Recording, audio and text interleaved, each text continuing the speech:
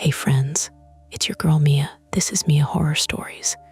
And tonight's story, I found a door in my apartment that wasn't there yesterday is told in darkness.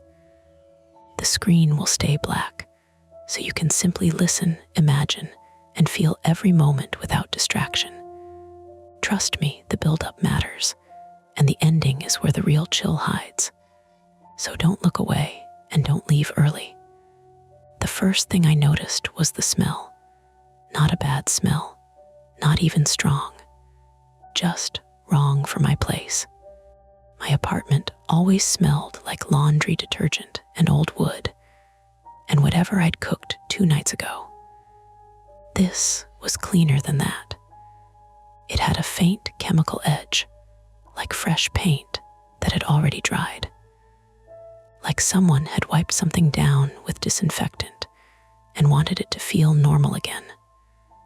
I stood in the doorway with my keys still in my hand, thumb pressed into the little grooves on the fob like that could anchor me. The hall outside was its usual.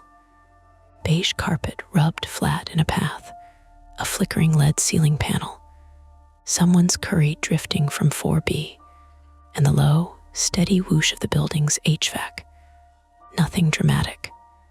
No alarms. No broken glass. Inside, the light was different. Not brighter, just angled. Like the afternoon sun had found a new way to slide in through the blinds. I stepped in and locked the door out of habit. The bolt slid home with that familiar metallic click. I exhaled without realizing I'd been holding my breath. Then my foot brushed something on the floor, and my heart gave a small, irritated hop because I hate surprises in my own space, even tiny ones. A strip of blue painter's tape stuck to the hardwood just inside the entryway, as if someone had marked a spot and then peeled most of it away. There were little fibers clinging to it. Carpet lint. I crouched and ran my finger along the tacky edge. It lifted with a soft, tearing sound and left behind a clean rectangle of wood that looked newer than the rest. Not freshly sanded, but like it hadn't been walked on in a while. I straightened slowly, eyes traveling along the baseboards. The baseboards were intact. No gouges, no obvious pry marks, no sign of my door being forced. My TV was still on its stand. My shoes were still where I'd kicked them yesterday. My mail, 2 envelopes, and a grocery flyer sat on the little console table. And yet the air had that wiped-down smell. That was the small but undeniable break. The kind of thing you could explain away if you wanted to. Maybe the building did some kind of maintenance while I was at work, and the smell drifted in. Maybe my nose was just extra sharp because I'd forgotten to eat lunch, and I was in one of those thin, shaky moods where everything registers. I walked into the living room and tossed my keys into the ceramic bowl by the couch. The clack was too loud. The room felt a little emptier than it should, like the sound didn't bounce back the way it normally did. Okay, I said to nobody, because that's what I do when I'm trying to convince myself I'm not bothered. What did you do now, building? My name is Ethan Caldwell. I'm 32 male, and I live alone in a 1-bedroom on the 3rd floor of a converted brick building in a neighborhood that used to be warehouses and is now mostly people with dogs and expensive bikes. Philadelphia. Northern Liberties, technically, though everyone just calls it no-libs, like they're saving time they can't afford to lose. My apartment is not fancy. It's just mine. A mismatched couch, a coffee table I got from Facebook Marketplace, a row of plants I'm slowly killing by accident, and a kitchen that always smells faintly like coffee grounds, because I never rinse the sink as thoroughly as I pretend to. I'm a data analyst for an insurance company, which means I spend my days staring at patterns and my nights trying not to see patterns where there aren't any. That last part matters more than I'd like. I kicked off my shoes and did the usual scan: window locks, stove knobs, the thin chain on the balcony door. I'm not paranoid, exactly. I just have a private flaw that comes out when I'm tired. I need things to make sense.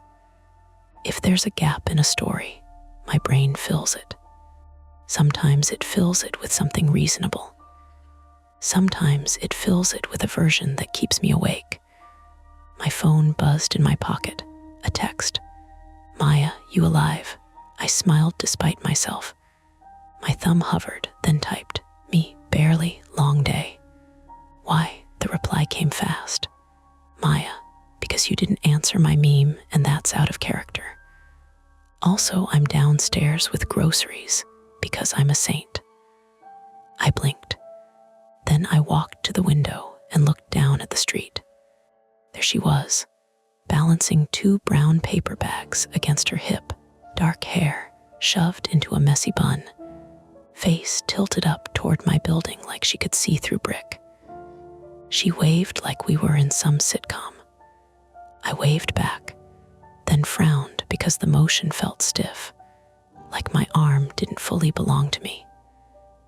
Maya Rios, 29, female, is my friend in the way adults are friends when they've been through one hard thing together. And now, they don't have to pretend.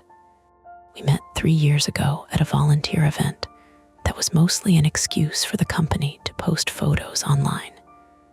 She was the only one who actually did the work. I offered her my gloves. She told me I was holding the shovel wrong. We got coffee afterward and have been in each other's lives ever since, orbiting the same few blocks, the same routines. Maya is a nurse at Jefferson. She has a blunt way of speaking that reads as rude if you don't know her. But if you do, it's a kind of mercy. She doesn't decorate reality. I buzzed her in. The intercom crackled. "3rd floor," I said. "Yeah, I know where you live," she shot back, and I could hear the smile in it. I stepped away from the intercom, and that's when I saw it. The door. It was in the short hallway that led from the living room to the bedroom and bathroom. Same place the hallway had always been. Same light fixture overhead. One of those dome things that always makes everything look slightly sick. The door was on the left, between the closet and the bathroom, where yesterday there had been blank wall and a framed print I'd never bothered to level. Now there was a door. It wasn't a dramatic door. It wasn't old and gothic or smeared with handprints. It was the most boring door imaginable, off-white, 6-panel, with a brushed nickel knob. The kind you'd buy at Home Depot because you needed a door and you didn't want to think about it. The framed print was gone. The wall around the door looked right, like it had always been there. The paint matched, the trim matched, the baseboard ran neatly into it. My brain did something strange where it tried to pull up a memory and found only static. I walked toward it slowly, not because I thought it would jump at me, but because my body had decided on caution without consulting me. The smell was stronger here, that clean, chemical edge. I reached out and touched the door with my fingertips. It was cool, smooth, not sticky. No tackiness like fresh paint. Just a door. I pressed my ear to it. I felt ridiculous immediately, which didn't stop me. On the other side, there was nothing. Not silence, because you can always hear something in a building like this, but no distinct sound. No TV, no footsteps, no plumbing. Just a faint low hum like the air moving through ducts. My phone buzzed again. Another text from Maya. "Maya, if you locked me out, I'm eating your cereal." "Okay," I muttered. "Okay." I stepped back and looked at the hallway, looked at the closet, looked at the bathroom door, looked back at the new door like if I stared hard enough, the universe would admit it was joking. A rational explanation tried to surface. Renovation, maintenance. A neighbor's unit layout mirrored mine and someone got confused. But how? They'd have to come in. They'd have to move furniture, cut into drywall, frame it, install the door, patch and paint. And my place didn't look disturbed at all. My rug was still angled the same way. My plants hadn't been moved. The dust on the top of my bookshelf looked undisturbed. Yes, I know that's gross. And yes, I noticed. My pulse was louder than it needed to be. I went back to the front door and unlocked it just as Maya came up the stairs, her shoes scuffing the steps with the impatience of someone who has spent 12 hours being polite to strangers. She pushed the door open with her shoulder. I swear to God, if you started meal prepping without me. She stopped mid-sentence when she saw my face. What? She said, eyes narrowing. What happened? Nothing, I said automatically, which was a lie, and we both knew it. Maya set the grocery bags down on the console table with more care than usual. Ethan, I ran a hand over my hair. There's something weird. Define weird, she said, and already her tone was shifting into that calm, clinical place she uses when a patient says their chest feels tight. Not panicked, not dismissive, just focused.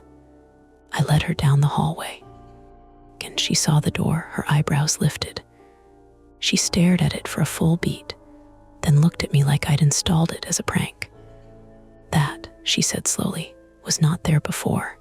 My throat felt dry. No, you didn't renovate. I barely hang curtains.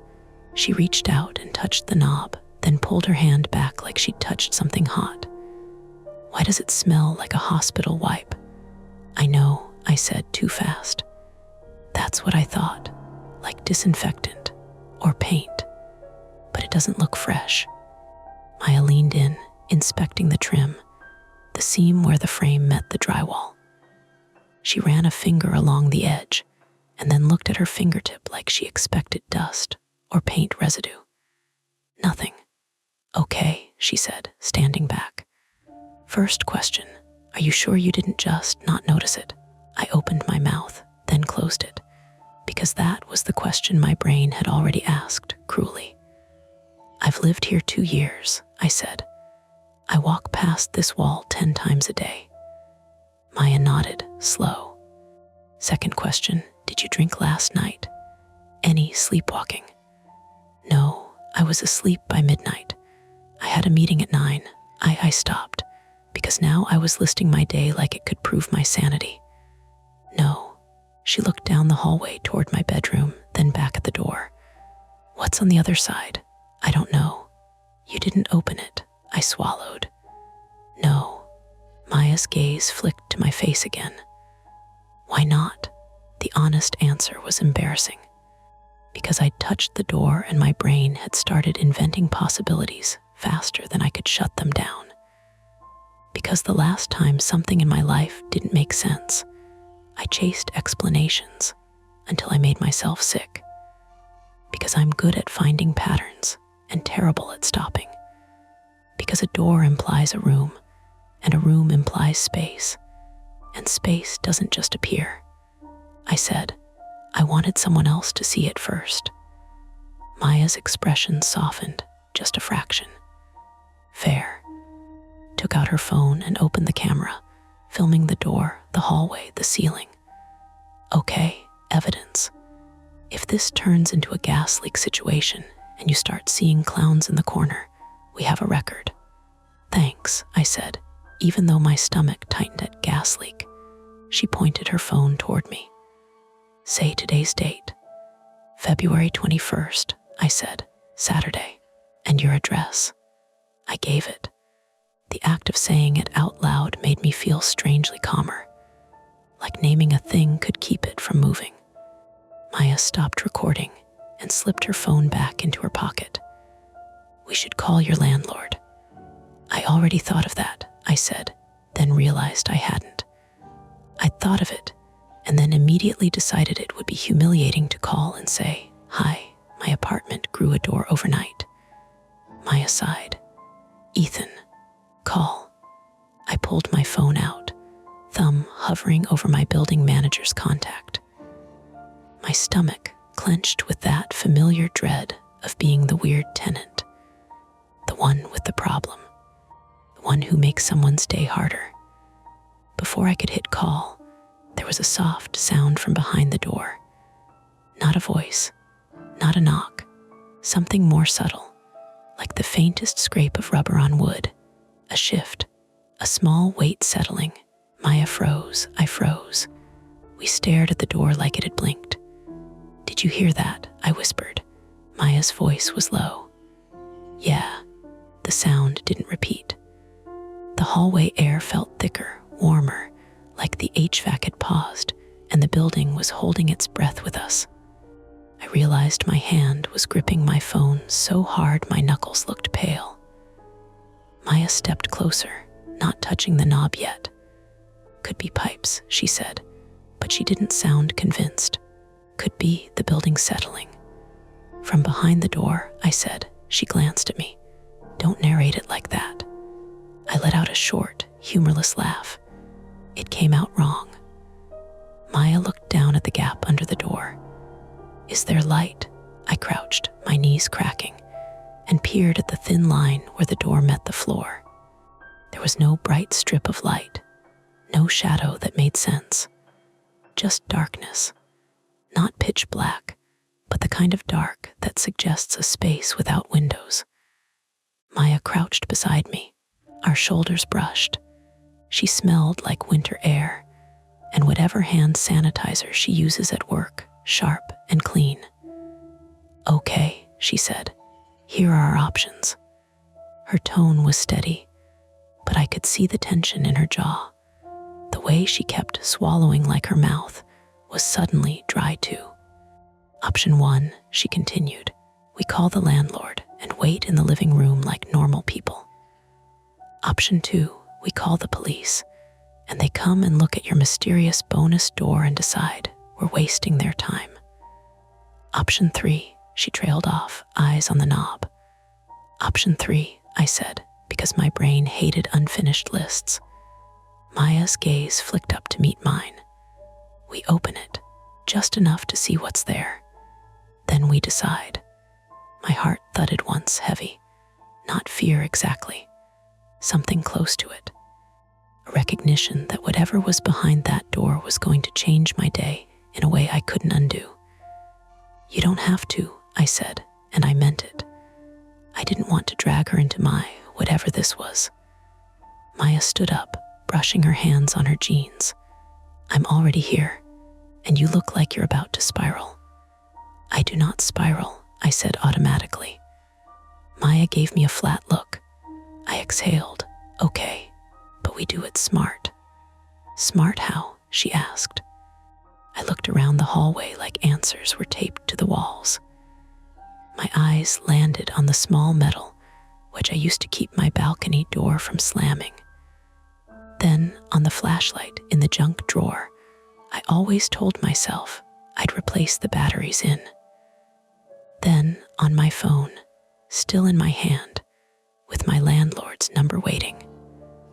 "Smart like," I said, forcing my voice to stay even. "We don't go in. We don't step across the threshold. We open it a crack, we shine a light, we film, and if anything is off, we close it and call someone." Maya nodded once. "Agreed." I swallowed, then reached for the knob. My fingers hovered a half-inch away. The choice sat there between us, small and ordinary as a doorknob. Open it and learn something, or leave it shut and spend the night imagining it. Maya's voice was quiet. "Ethan, your call." I looked at the door like it might give me a hint. It didn't. It just waited, patient and plain, as if it had every right to be there. I curled my hand around the cold metal and felt the weight of the moment settle into my palm, and I had to decide whether to turn it. I turned the knob. It didn't resist. No stuck latch, no splintering wood. It rotated with the quiet, mechanical click of something properly installed. Maya shifted beside me, phone up, camera rolling again. "Just a crack," she said. I pulled the door inward 2 inches. Air moved first. A slow exhale from the dark space beyond, carrying that same disinfectant smell, but sharper now, mixed with something metallic and damp. Not rot, not sewage, just the kind of smell you get in an unfinished basement where concrete holds moisture. I widened the gap. The beam from Maya's phone flashlight cut a pale cone into the space. Not a room, a stairwell, narrow, wooden steps descending at a steep angle. Raw plywood, not carpeted. The walls were drywall, but unpainted, seams visible, screws catching the light like small, deliberate eyes. "This building doesn't have internal stairs," I said automatically. My voice sounded thinner than I meant it to. "No," Maya said, "it doesn't." The stairwell dropped maybe 8 feet to a small landing. Beyond that, another door. Closed.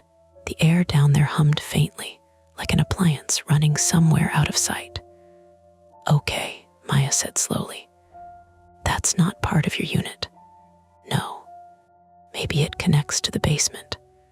There's already a basement entrance in the lobby." She leaned in a little farther, angling the light. The drywall edges were clean. The wood looked recently cut. I could see faint sawdust in the corners of the steps, swept but not fully removed. "How does someone build this without you noticing?" she murmured. I didn't answer, because the only explanations my brain offered were either humiliating or alarming. Maya straightened.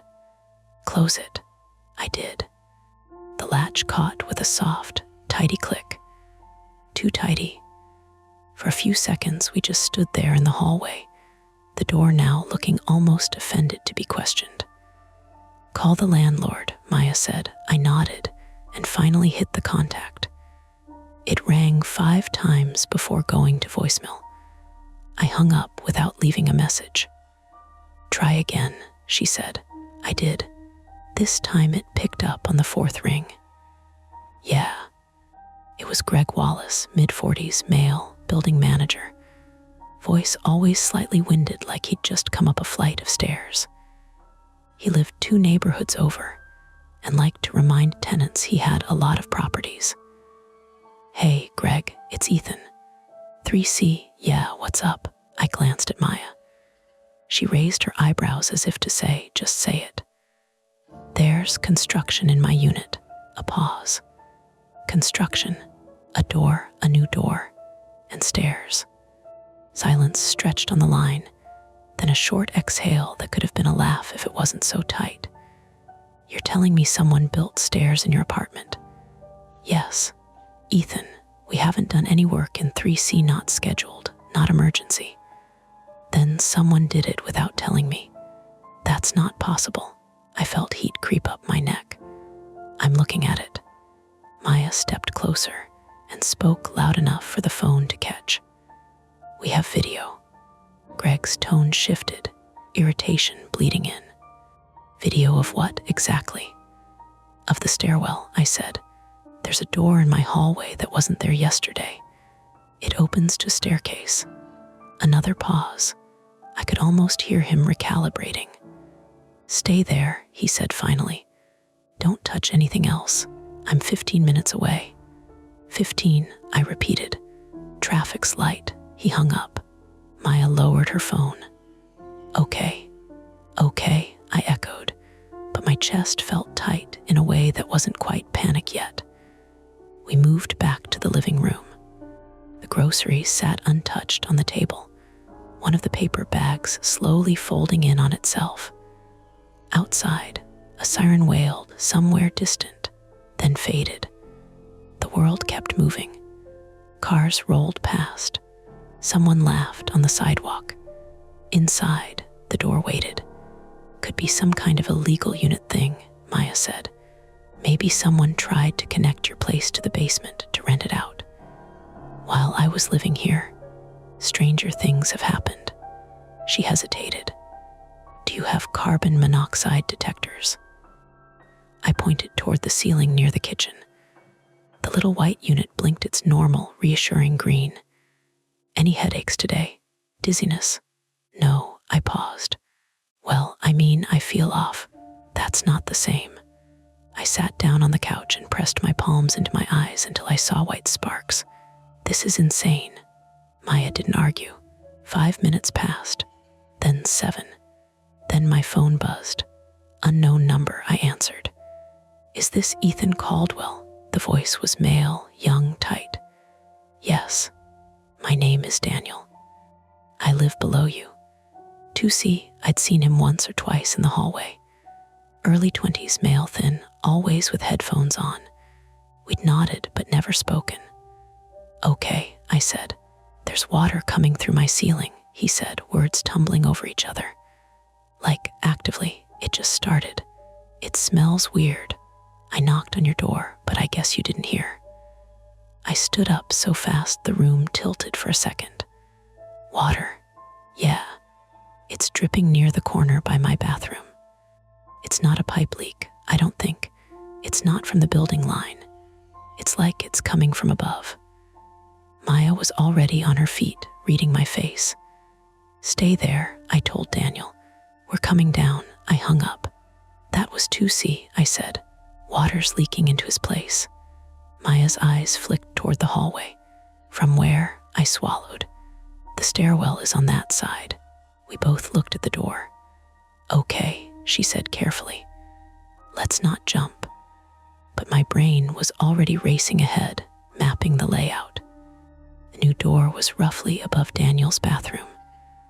If someone had built a stairwell, if there was plumbing disturbed, if something down there was leaking. Greg's 15 minutes out, I said. Water doesn't wait 15 minutes, Maya replied. She was right. Water spreads. Water damages. Water turns small problems into structural ones. I grabbed the metal wedge from the balcony door and shoved it into my pocket without thinking. Maya grabbed the flashlight from the junk drawer and tested it. It flickered once, then steadied. Okay, she said. We open it again. We check for obvious water sources. We do not go all the way down unless we have to. Unless we have to, the phrase lodged in my chest. We walked back to the hallway. This time, the smell was stronger. Not just disinfectant, dampness. Warmer now, heavier. I opened the door. The air that drifted out felt humid against my face. Maya stepped forward and aimed the flashlight down the stairs. There it was. A thin, steady trickle running down the right side of the stairwell, following the seam where drywall met wood. It wasn't a burst pipe, not a spray. Just a persistent line of water that had already darkened the wood of the steps, leaving irregular stains. Shit, she whispered. The sound was subtle but constant, a soft tapping as droplets hit the landing below. Could be condensation, she said, though she didn't sound convinced. In February, I said. She crouched at the top step and touched the damp drywall with her fingertips, then brought them up to her nose. Her expression changed. That's not clean water, she said quietly. What is it? It smells like old plumbing. Maybe gray water. My stomach flipped. Gray water meant sink, shower, waste. Daniel said it smelled weird, I murmured. Maya stood. If this is connected to his bathroom line somehow, and someone cut into something, someone who, I snapped, sharper than I meant to, shot me a look. Don't. I dragged a hand down my face. Sorry. The water was already picking up speed, the trickle thickening into something more confident. A bead formed at the edge of the third step and fell, hitting the landing with a soft, repetitive plink. This isn't just a weird door anymore, Maya said. This is active damage. I nodded. My brain latched onto that word, active. Something happening in real time. something measurable. "We need to shut off the water," I said. "To the building."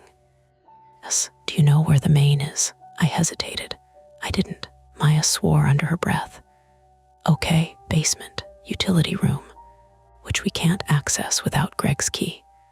She stared down the stairwell. "Unless this connects." The implication hung between us.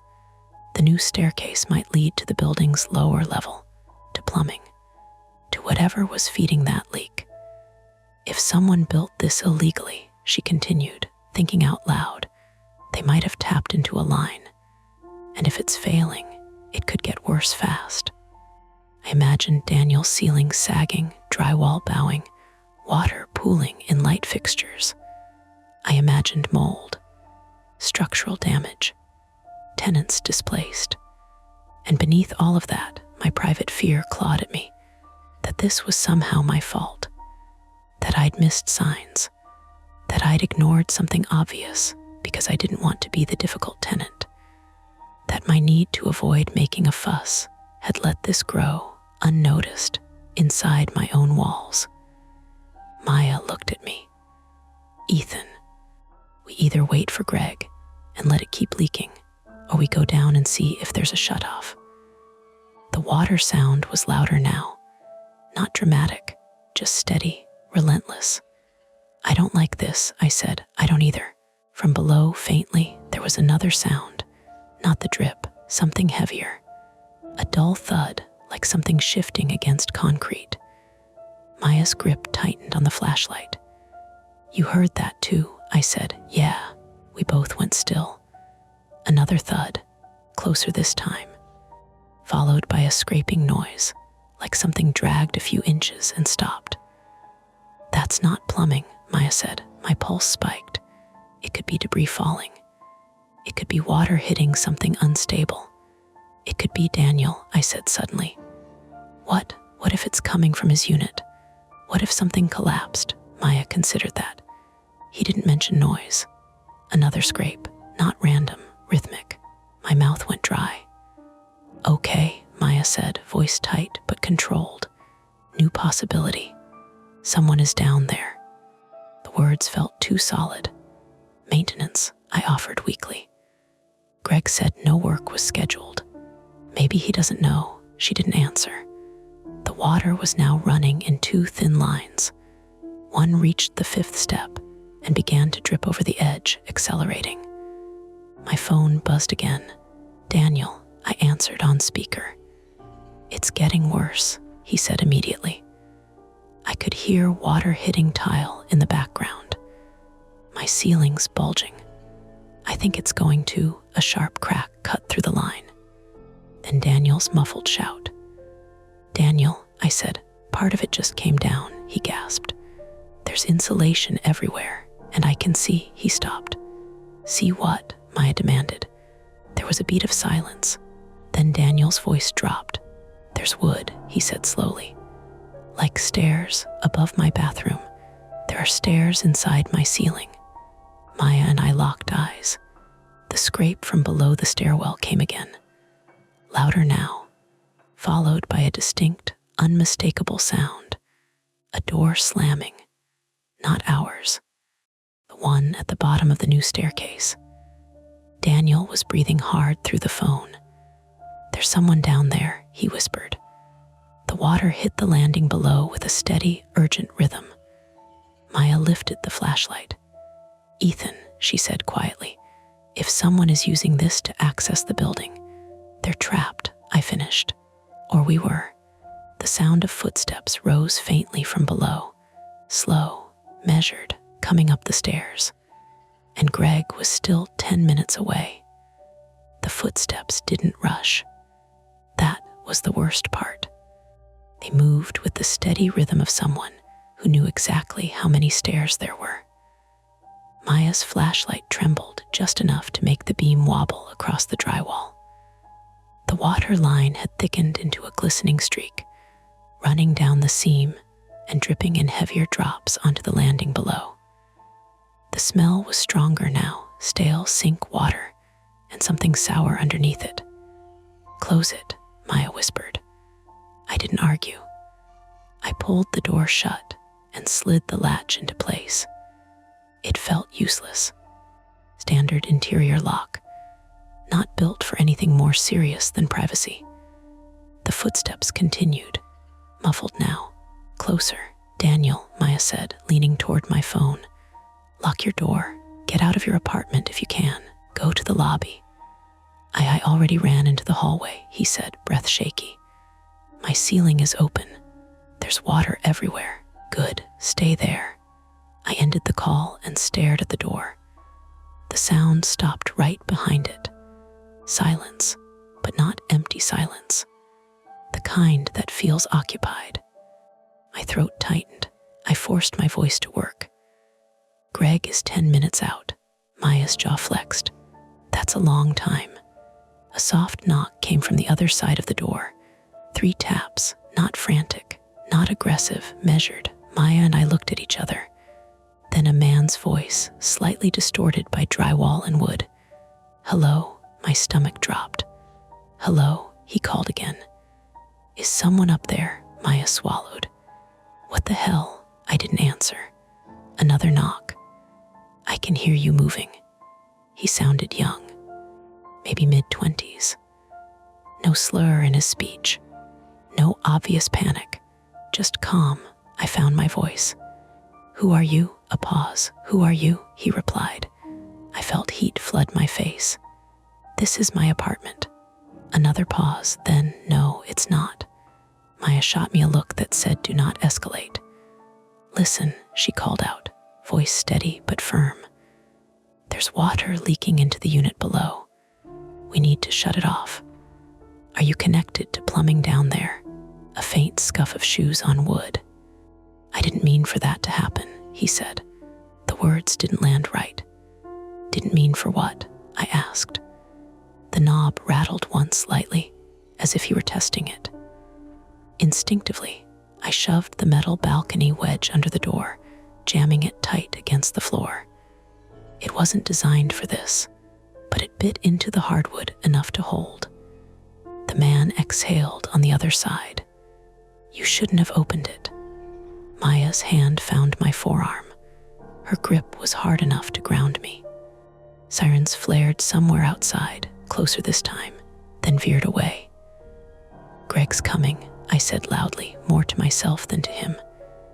Greg, the voice shifted. He doesn't know.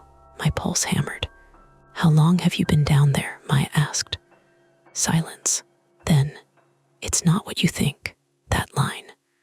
Always that line. The water was running faster now, droplets splashing with a wet smack on the landing below. I imagined Daniel's bathroom, insulation sagging, drywall crumbling. We're calling the police, Maya said flatly. A sharper rattle of the knob. You don't want to do that, he replied. That did it. I stepped back and dialed 911 with fingers that felt stiff and clumsy. The operator answered quickly. I explained in clipped sentences. Unauthorized construction, water damage, unknown male in hidden stairwell between units.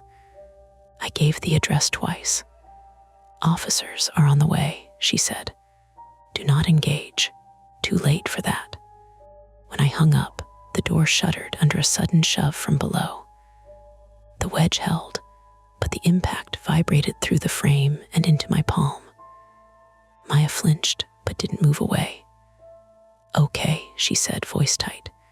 First attempt failed. Attempt, I said, to talk him down. Another slam, harder. The drywall along the frame gave a small, ugly crack. We need a better barrier, she said. We moved fast. The hallway was narrow, door on the left, closet on the right, bathroom beyond. There wasn't much to work with. I dragged the heavy bookshelf from the living room, scraping it across the hardwood, plants wobbling on top. Soil spilled onto the floor in a dry sprinkle. Watch your hands, Maya snapped as I shoved it against the door. The man hit the door again. The impact was muffled by the bookshelf now, but stronger. You're making this worse, he shouted. My heart was beating so hard I could hear it in my ears. Who are you? I yelled back. I live here. In my ceiling, Maya shot back. A laugh came from the other side. Short, sharp, not amused. The water noise was louder. A steady pour now, my phone buzzed. Greg, I answered, breathless. I'm outside, he said. Why are there cop cars on the block? They're for this, I said. He's still down there. Someone built a stairwell between my unit and C. He's inside it. A stunned silence. That's impossible, Greg said. Come upstairs, Maya cut in. The front door burst open seconds later. Greg was flushed, windbreaker half-zipped, eyes wide. He saw the bookshelf braced against the hallway and stopped. What the hell is that? It's what's keeping him from coming up, I said. Greg's face drained of color. Another slam hit the door. The bookshelf jumped an inch. Greg swore. Get back, he said, stepping toward the hallway. Don't, Maya warned. He ignored her, pressing his ear against the side of the bookshelf. Hey, who's down there? No answer. The silence felt wrong again. Too clean. Then a sudden crash. But not from the door. From below, Daniel screamed. Maya's head snapped toward my phone. I redialed. He picked up immediately, breath ragged. He's in my apartment. Everything inside me went cold and sharp. How? I said. The stairs, they go down into my bathroom wall. He kicked through what was left of the drywall. Greg swore again, louder this time. We're coming down, Maya said. No, Daniel's voice cracked. He locked himself in my bedroom. A door slammed in the background. I could hear Daniel's footsteps retreating down the hallway. Police sirens wailed closer now, tires screeching as they turned onto the block. Maya grabbed my shoulders. Second attempt. Blocked him upstairs. He changed route. The geography snapped into focus in my head. The hidden stairwell ran from my hallway down into the cavity above Daniel's bathroom. From there, it connected directly into his unit. 2 entry points. Ours and his. We'd only secured one. Stay outside your door, Maya told Daniel. Police are here. The sound of fists pounding on my front door echoed through the apartment. Philadelphia police, a voice barked. Greg rushed to open it. 2 officers stepped in, hands already near their belts. 1 male, 1 female. Both scanning quickly, taking in the bookshelf barricade, the wet floor near the hallway. I spoke fast. There's an unauthorized stairwell behind that door. He broke through into 2C. The male officer's eyes flicked to Greg. You the landlord? Greg nodded stiffly. You aware of construction in this unit? No, Greg said, voice thin. The officer's jaw tightened. We have a second access point, I said, through 2C. The female officer was already on her radio. We're going downstairs, the male officer said. You 3 stay here. No, Maya said immediately. The water will handle it. They moved out fast. The apartment fell into a strained, vibrating quiet. Greg looked 10 years older than he had 15 minutes ago. How is this possible? He muttered. How did someone build this? My mind raced backward. The smell, the tape, the sawdust. Small details I dismissed because I didn't want to make a fuss, because I didn't want to be the difficult tenant. I leaned against the wall and felt my legs shake for the first time. You okay? Maya asked softly. I should have noticed, I said. You didn't know, she replied. Another crash echoed up through the building. Then shouting, police voices, Daniel's voice, and then a gunshot. The sound punched through the air, loud and concussive. My ears rang. Greg flinched so hard he stumbled. Maya grabbed my arm, nails digging in.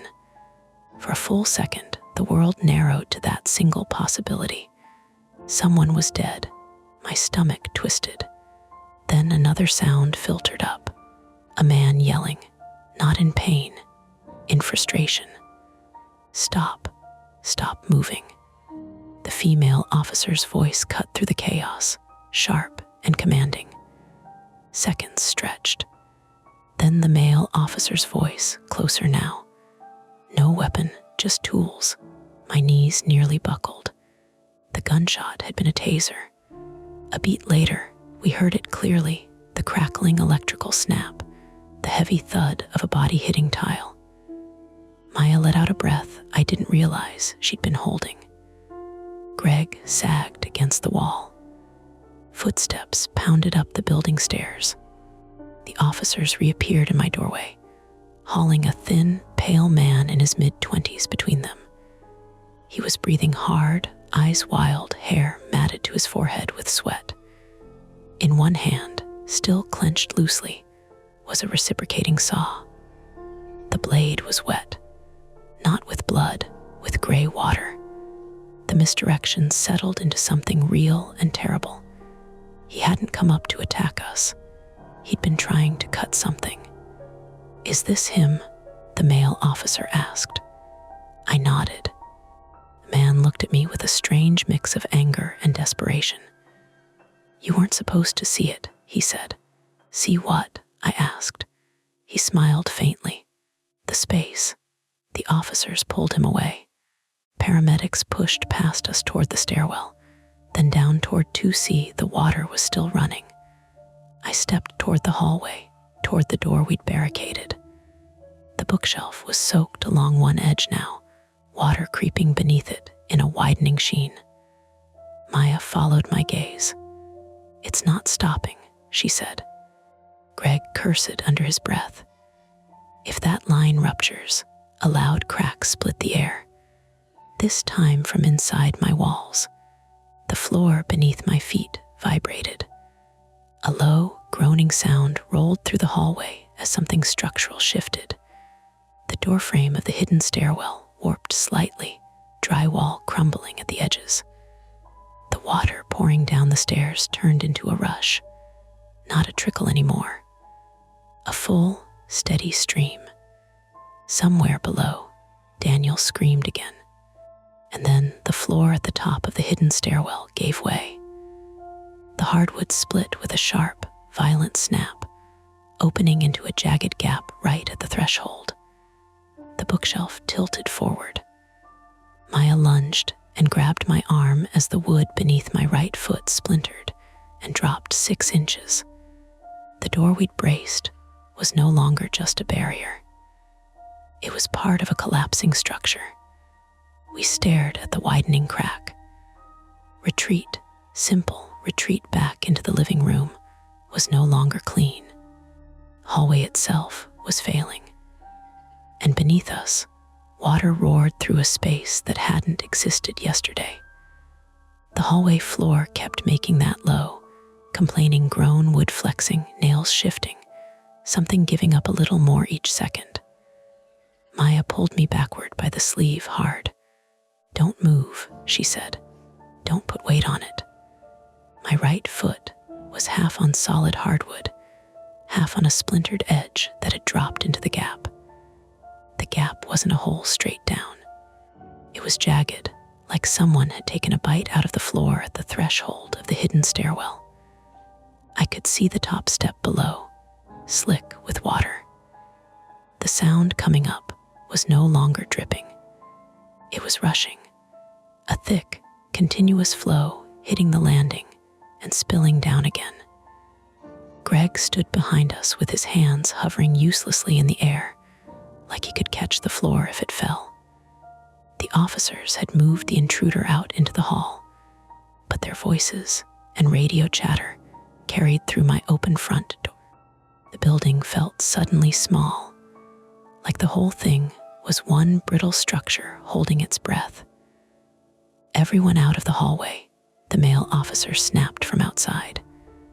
"We can't just leave it," Greg argued. His voice cracked on the word.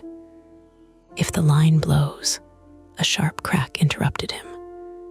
The bookshelf we'd shoved against the hidden door shifted forward another inch, its bottom edge now soaking in water that had pooled and spread like a dark stain. One of my plants toppled over with a soft thud, soil spilling into the wet. The smell rose earth and gray water and disinfectant, a mix that made my stomach turn. Maya's eyes were wide, but her voice stayed steady. "Ethan, back up, slow." I eased my weight off the fractured edge and stepped backward toward the living room, heart stuttering. The floor didn't collapse under me, but it felt less like relief and more like borrowed time. The female officer appeared in the doorway, scanning the hallway. "We need you out of the unit," she said. "Now."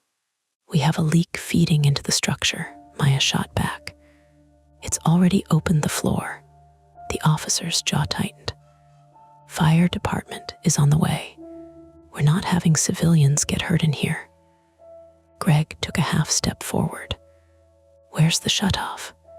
"If we don't kill the water, we're working on it," she said, but the look in her eyes said she didn't know where it was either. My mind flashed to the blinking green carbon monoxide detector, absurdly calm while everything else broke apart. Technology was always like that. Either it screamed or it did nothing. No in between. I swallowed and forced myself to speak. "The stairwell door at the bottom, what's behind it?" The officer hesitated. "We didn't open it. We contained the suspect in 2C contained. Like this was just a person problem.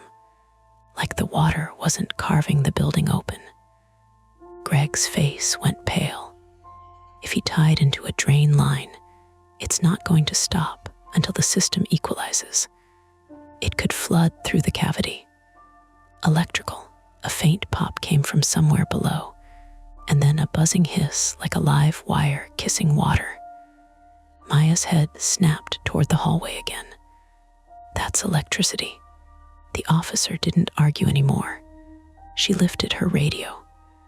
"We need fire and utilities now. Possible live wire with flooding." Her radio crackled. In the momentary lull, I realized I could still hear the intruder's voice from outside, muffled, arguing with the other officer. "It's not yours," he kept saying. "It's not yours. It's not yours," over and over like a prayer or a warning. Maya looked at me. "He wasn't trying to stab us," she said under her breath. "He was trying to cut something." My eyes went to the wet blade of the saw in my mind, not blood, but gray water. "He was trying to redirect it," I said, "or open more space for it." Greg dragged a hand down his face. "What space?" No one answered, because answering meant giving the intruder's words weight. But the proof was right there. Drywall seams and screws, sawdust in corners, blue painter's tape on my entry floor like someone had measured and marked. Someone had been doing work in my apartment, and I hadn't noticed. A new sound started up beneath the roar of water, a deep, rhythmic knocking. Not a polite knock, not from the hidden door, from somewhere inside the walls. Thump, thump, thump. Greg's eyes widened. "That's a sump pump," he said automatically, then frowned. "But we don't have one on that stack." Maya's face tightened. "Could be the water hammering pipes." "No," Greg said, voice suddenly sure in a way that scared me more. "That's something mechanical." The sound changed, becoming uneven, like something trying and failing to cycle. Thump, thump, thump, clunk. Then a long pause. Then a sudden rush louder than before, as if whatever had been holding the water back had let go. The pooling water in my hallway surged forward and lapped at the carpet edge in the living room. It moved fast, carrying bits of soil and dust, and something fibrous insulation, maybe like a dirty snow. Maya stepped back with me, shoes squeaking. "Okay," she said, and I could hear the strain now. "Okay, this is moving." The officer lifted her hand. "Out now." Greg didn't move. "If this reaches the electrical panel, out," she repeated, sharper. Then, from outside in the hall, the male officer yelled, "He's slipping his cuffs." The intruder's voice spiked, raw with sudden panic. "No, wait, you can't just," a scuffle, a grunt, the sound of a body hitting drywall. Maya's head turned toward the front door, torn between threats. And then the intruder screamed, not in fear of police, in fear of the building. "It's going to drop," he shouted. "The landing, THE landing." The words hit me like cold water. The landing. The one halfway down the hidden stairs. The one catching the flow. I saw it in my mind, water pouring onto that small platform, saturating whatever was beneath it, weight increasing, wood swelling, fasteners failing. If that landing collapsed, the water wouldn't just run. It would fall, straight down into the cavity between floors. A vertical flood. It could undermine the structure under my hallway, under Daniel's bathroom, under everything in that stack. The officer in my doorway stiffened. She hadn't heard him clearly, but she caught the urgency in his voice. She stepped back out into the hall. Greg finally moved, stepping into my living room, eyes darting. "Where's your breaker panel?" he asked. "In the closet by the entry," I said. "That hallway's compromised," Maya warned. Greg glanced at the rising water. "If we kill power to the unit, we reduce the risk of electrocution while fire gets here." The logic was good. The execution was bad. He started toward the hallway anyway. Maya grabbed his sleeve. "No, you don't know how stable that floor is." Greg yanked free, desperation making him reckless. "This is my building." He took one step into the hall, toward the closet. The floor gave a sharp, brittle crack under his foot. His weight shifted instinctively to catch himself, and the fractured edge at the stairwell threshold snapped. Greg's leg plunged down into the jagged opening. He went down hard with a strangled shout, hands slapping the wet wood. The bookshelf tilted and slid, its weight grinding against the doorframe. One shelf corner caught on the trim and held for a fraction of a second before slipping. Maya and I lunged at the same time, grabbing Greg's arms. "Don't move," Maya yelled at him. His face was white, eyes huge. "I can't, my leg." I looked down. His shin was wedged against splintered hardwood. The top step below was slick, water streaming over it. His boot was already half submerged. If he twisted wrong, he'd shred skin on nails and wood. If we pulled wrong, we'd drop him further. The officer's voice shouted from the hall, "Everyone out." Maya's voice cut through. "We have a man trapped." The officer appeared, then froze at the sight. "Call fire," Maya barked at her, like she was back in a trauma bay. Now, the officer grabbed her radio. Greg made a wet, choking sound. "It's broken," he whispered. "I think it's broken." Blood began to bloom through his pant leg where the wood had sliced him. Not a dramatic gush, but enough to turn the water around his boot pink in thin ribbons. "Okay," Maya said, voice low, controlled. "Greg, look at me, don't fight us." He nodded, jaw trembling. My arms burned from holding his weight. My feet slid slightly in the shallow water. My heart hammered so hard it made me dizzy. "We need leverage," Maya said, scanning the room. "Something to distribute weight." My brain latched onto the stupidest detail, the blue painter's tape residue by the entry, like a mark. Then it snapped to something useful, my coffee table. Solid wood, low, heavy. "I can get the table," I gasped. Maya shook her head immediately. "Not alone, and not past that crack." I looked around, the dining chairs, the couch, the broom in the corner. The metal wedge was still in my pocket. Maya's eyes followed mine as I pulled it out. "Yes," she said. "Use it. Jam it under the bookshelf. Stop it from sliding more." Actually crawled onto the living room floor, keeping my body low, spreading my weight, moving like the floor was thin ice. The water soaked into my jeans, cold and filthy. My palms pressed into grit and damp soil. I reached the bookshelf base and shoved the wedge under it where it met the hardwood. The wedge bit. The bookshelf stopped shifting. For the moment, Maya was still gripping Greg's arms. Her shoulders shook with effort. "Ethan," she said through clenched teeth, "we need to pull him back without widening the hole." "How?" "Slow, straight, no twisting." I crawled back, slid my arms under Greg's other shoulder, and found a grip. His skin was slick with sweat and water. He grunted as we adjusted him. "On 3, Maya said. 1, 2, before she could say 3, the mechanical thumping started again beneath us. Thump, thump, clunk. The landing. The sound was coming from the stairwell, vibrating up through the broken threshold and into the bones of the building.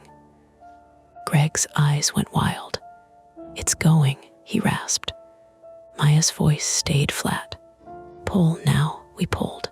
Greg screamed, not theatrical, not movie screaming. The kind that comes from a body being forced past its limit. His legs scraped against wood. I felt something catch fabric, skin, something then give. Blood seeped faster now, clouding the water. We got him 2 inches, then another. The thumping below turned into a prolonged, crackling groan. The whole hallway shuddered. The bookshelf shifted despite the wedge, grinding, pushing, as if the floor beneath it was sliding. "Move," the officer yelled from the doorway. "Move now." Maya didn't let go. Not without him. And then it happened. A sound like a thick branch snapping underfoot, followed by a sudden, sickening drop. The landing collapsed. Water didn't roar anymore. It detonated. A heavy, vertical gush surged up through the stairwell opening, blasting against the underside of the broken threshold like a fire hose pointed upward. It sprayed into the hallway and living room in a chaotic arc. Cold, filthy water slammed into my face, into my mouth. I choked, sputtering, eyes burning. The force shoved the bookshelf. The wedge popped out with a metallic ping and skittered away. The bookshelf lurched forward, and the hidden door, already warped, finally gave. The doorframe ripped free with a splintering scream, opening the stairwell fully into my apartment. The sudden openness made it worse. Now there was no contained channel, just a gaping, collapsing wound in my home, pouring water and debris. Maya screamed my name, but her voice was swallowed by the rush. Through the spray, I saw Greg's leg shift again, slipping. I reacted without thinking. I threw myself over his torso, pinning him, using my weight to keep him from sliding down into the hole. It was stupid. It was desperate. It worked for half a second. Then the floor under my left knee cracked and dropped. Pain ripped up my leg as my kneecap slammed into the hardwood edge. White hot, immediate. My vision narrowed. Maya grabbed my shirt and hauled me back, straining like she was dragging a patient across a slick ER floor. The officer surged forward and helped, hooking her arms under Greg's shoulders. Between the 3 of us, Maya, the officer, and me, we yanked Greg backward onto safer hardwood. His leg came free with a wet tear of fabric. He howled, then went limp, shock setting in. For a moment, there was a lull, just panting, water rushing, the building groaning like it was alive. I lay on my back, water soaking my hair, staring at the ceiling light that still shone sickly through it all. My knee throbbed in a steady pulse that matched the roar. Maya's face hovered above me. Her cheeks were streaked with dirty water. "Can you move?" she demanded. Yeah, I lied. She didn't let me sit up. She pressed her hand to my knee gently, then harder. I bit down on a sound. "Swelling," she muttered. "Maybe a fracture, don't stand." The officer was on her radio again, voice clipped. "Collapse, active flooding, injured male with leg laceration, one civilian with possible knee injury. We need fire now." Outside, more sirens converged, louder, closer, a rising chorus. The intruder's voice echoed from the hall again, still fighting, still desperate. I told you. It was going to drop." I turned my head toward the gaping stairwell. Debris floated in the churning water, insulation, splinters, dirt. The stairs were visible now, slick and streaming, leading down into darkness that wasn't supernatural. Just unlit space, just unfinished construction. But the dread in it wasn't about ghosts. It was about the fact that someone had built a hidden access route inside a building full of sleeping people, tied into plumbing like it was nothing. And no one, me, Greg, anyone, had noticed until it started to fail violently. The central threat wasn't just the intruder anymore. It was the building itself, compromised. Maya followed my gaze. Her voice softened for the first time in minutes. "You did what you could," she said. I swallowed dirty water and whispered, "Did I?" Loud knock came at my front door, firefighters this time, voices shouting, boots thudding. The officer waved them in. They moved fast, professional, not dramatic. One of them took one look at the gaping stairwell and the rushing water and shouted for the main shutoff. Another knelt beside Greg, already tearing open a medical kit, wrapping his leg with gauze and pressure. A firefighter looked at Maya and me. "Anyone else inside?" he asked. "No," Maya said. "But there's a hole into 2C, he nodded sharply. "We're evacuating the stack." Orders started flying, utilities, evacuation, water shutoff, structural engineer. Real-world procedures snapping into place, late, but finally here. The water sound changed after a minute, still loud, but less violent. The fire team must have found a valve somewhere. The stream weakened, becoming a heavy pour instead of an eruption. The building's groan eased, not because it was safe, but because it wasn't being actively punched by water anymore. The officer leaned down near me. "We've got him," she said, meaning the intruder. "He's in custody, he'll talk." I stared at the stairwell, the raw drywall, the screws catching light. I thought of the tape, the measured rectangle, someone marking where to cut. I thought of all the times I'd smelled something faint in the hall and assumed it was someone else's cooking. All the times I'd heard a sound in the night and told myself it was pipes, because pipes are easier than people. The fire medic finally looked up at me. "We need to get you checked," he said. "That knee could be bad." Maya squeezed my shoulder. Her hand was shaking now that she didn't have to hold Greg. Greg was conscious again, breathing in shallow gasps, eyes unfocused. He looked at me like he wanted to apologize and couldn't find the words. The climax didn't end with a clean victory. It ended with containment. The water slowed. The intruder was cuffed. Greg was stabilized. But my apartment, my safe, boring, predictable one-bedroom, had a torn open throat in the hallway, leading down into a space that shouldn't exist. And every time the building settled, every time a pipe pinged, every time the HVAC sighed, my brain would remember that there had been footsteps on those hidden stairs. Not running, walking, like they belonged there. They put me in the back of an ambulance I didn't technically need.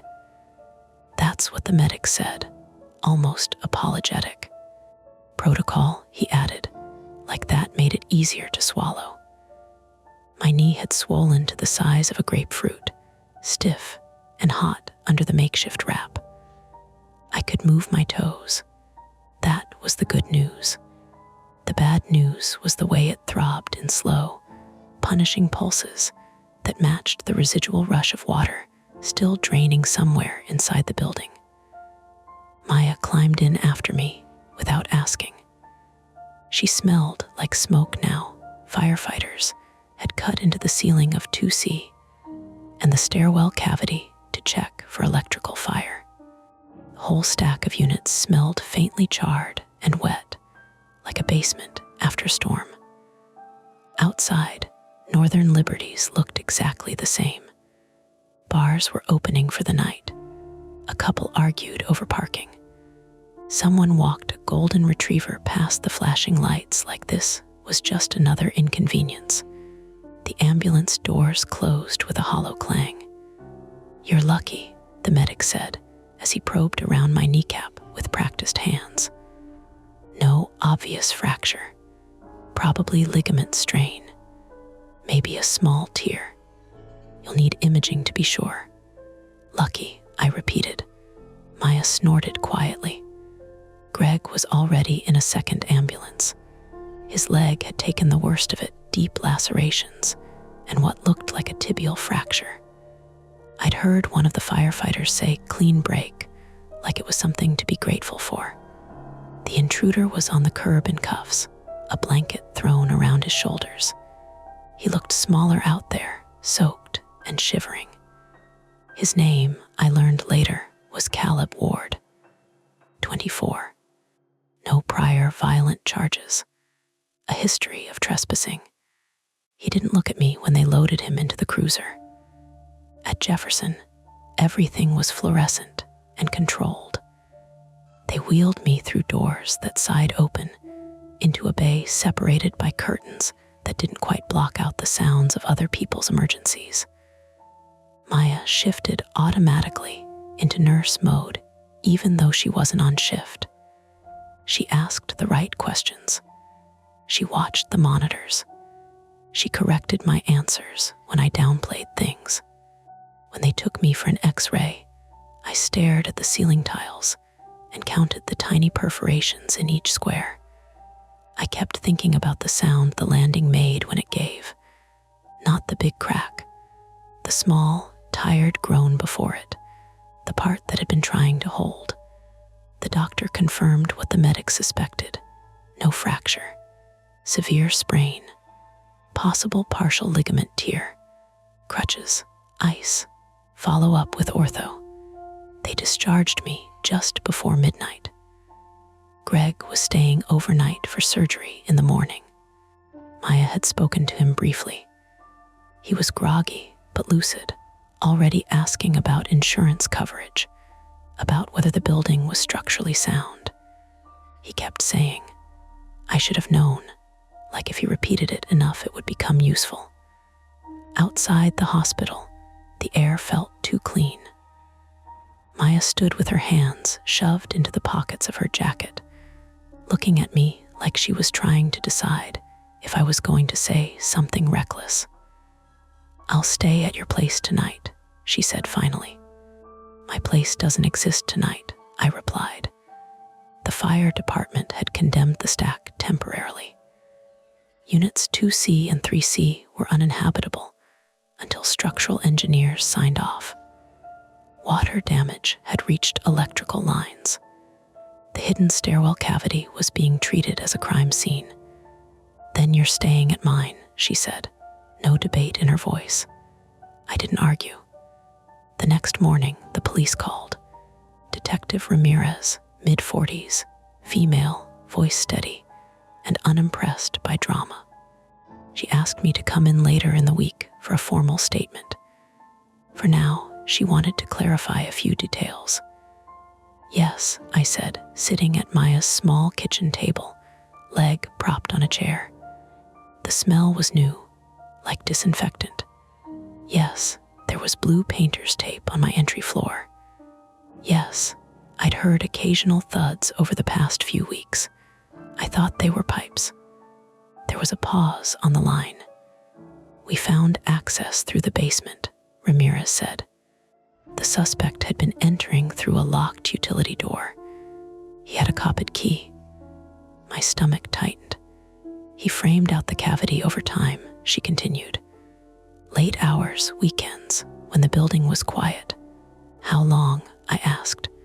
Based on materials and where, maybe 2 months. 2 months. 2 months of someone measuring inside my walls. 2 months of footsteps I'd written off. He tied into a gray water line, she said, improperly. Looks like he was attempting to reroute drainage from the units above into a separate channel, possibly to prevent detection of usage. Usage, I repeated. We're still investigating. The word hung there. Usage. After I hung up, I sat there for a long time, listening to Maya's refrigerator hum. Later that afternoon, we went back to the building. Fire tape crossed the front entrance. A temporary notice was taped to the door, heavy with official language. Structural assessment pending. Not enter without authorization. Greg was there on crutches, pale and sweating despite the cool air. He insisted on being present when the engineers walked through. Daniel stood off to the side with a small suitcase, staring at the building like it had personally betrayed him. When he saw me, he gave a tight nod. Ceiling S gone, he said flatly. Bathroom's a mess. I'm sorry, I said, and meant it. For what? He asked. I didn't have a good answer. They let us in briefly, escorted. Hallway to my unit smelled like wet plaster and something metallic. My front door hung open. Inside, the living room looked like the aftermath of a storm contained in 4 walls. The carpet was rolled back. Industrial fans whirred loudly, pushing damp air toward open windows. My couch had been moved, cushions stacked to dry. And the hallway was a wound. The floor had been cut back cleanly now, engineers removing unstable sections. Hidden stairwell was fully exposed, raw and undeniable. Without the door and frame, it looked less like a secret and more like a mistake, an unfinished thought carved into the building's body. I stood there on crutches, staring down into it. It didn't feel mystical. It felt invasive. Maya stood close enough that our shoulders touched. Greg hobbled over, face tight with shame and calculation. Insurance will cover relocation, he said quickly. For both of you, we'll make this right. Daniel let out a humorless laugh. One of the engineers spoke up. The good news is the primary support beams are intact. The damage is localized to the cavity and immediate floor joists. The bad news is it's going to take time. How much time? I asked. Weeks, maybe more weeks. I thought about my plants, my coffee maker, the ceramic bowl for my keys. The engineer continued. It's fortunate the collapse happened when it did. If that landing had gone overnight, he didn't finish the sentence. Need to. Later, Detective Ramirez met us outside. She was shorter than I expected, hair pulled tight back, eyes sharp. He claims he wasn't planning to harm anyone, she said. Says he just needed space. Privacy. In someone else's walls, Daniel snapped. Ramirez didn't flinch. He'd been sleeping in the cavity between units, using diverted water lines for sanitation. The word sanitation made my skin crawl. He panicked when he realized the leak was visible, she continued. Tried to cut and redirect the flow before we arrived. With a reciprocating saw, Maya said dryly.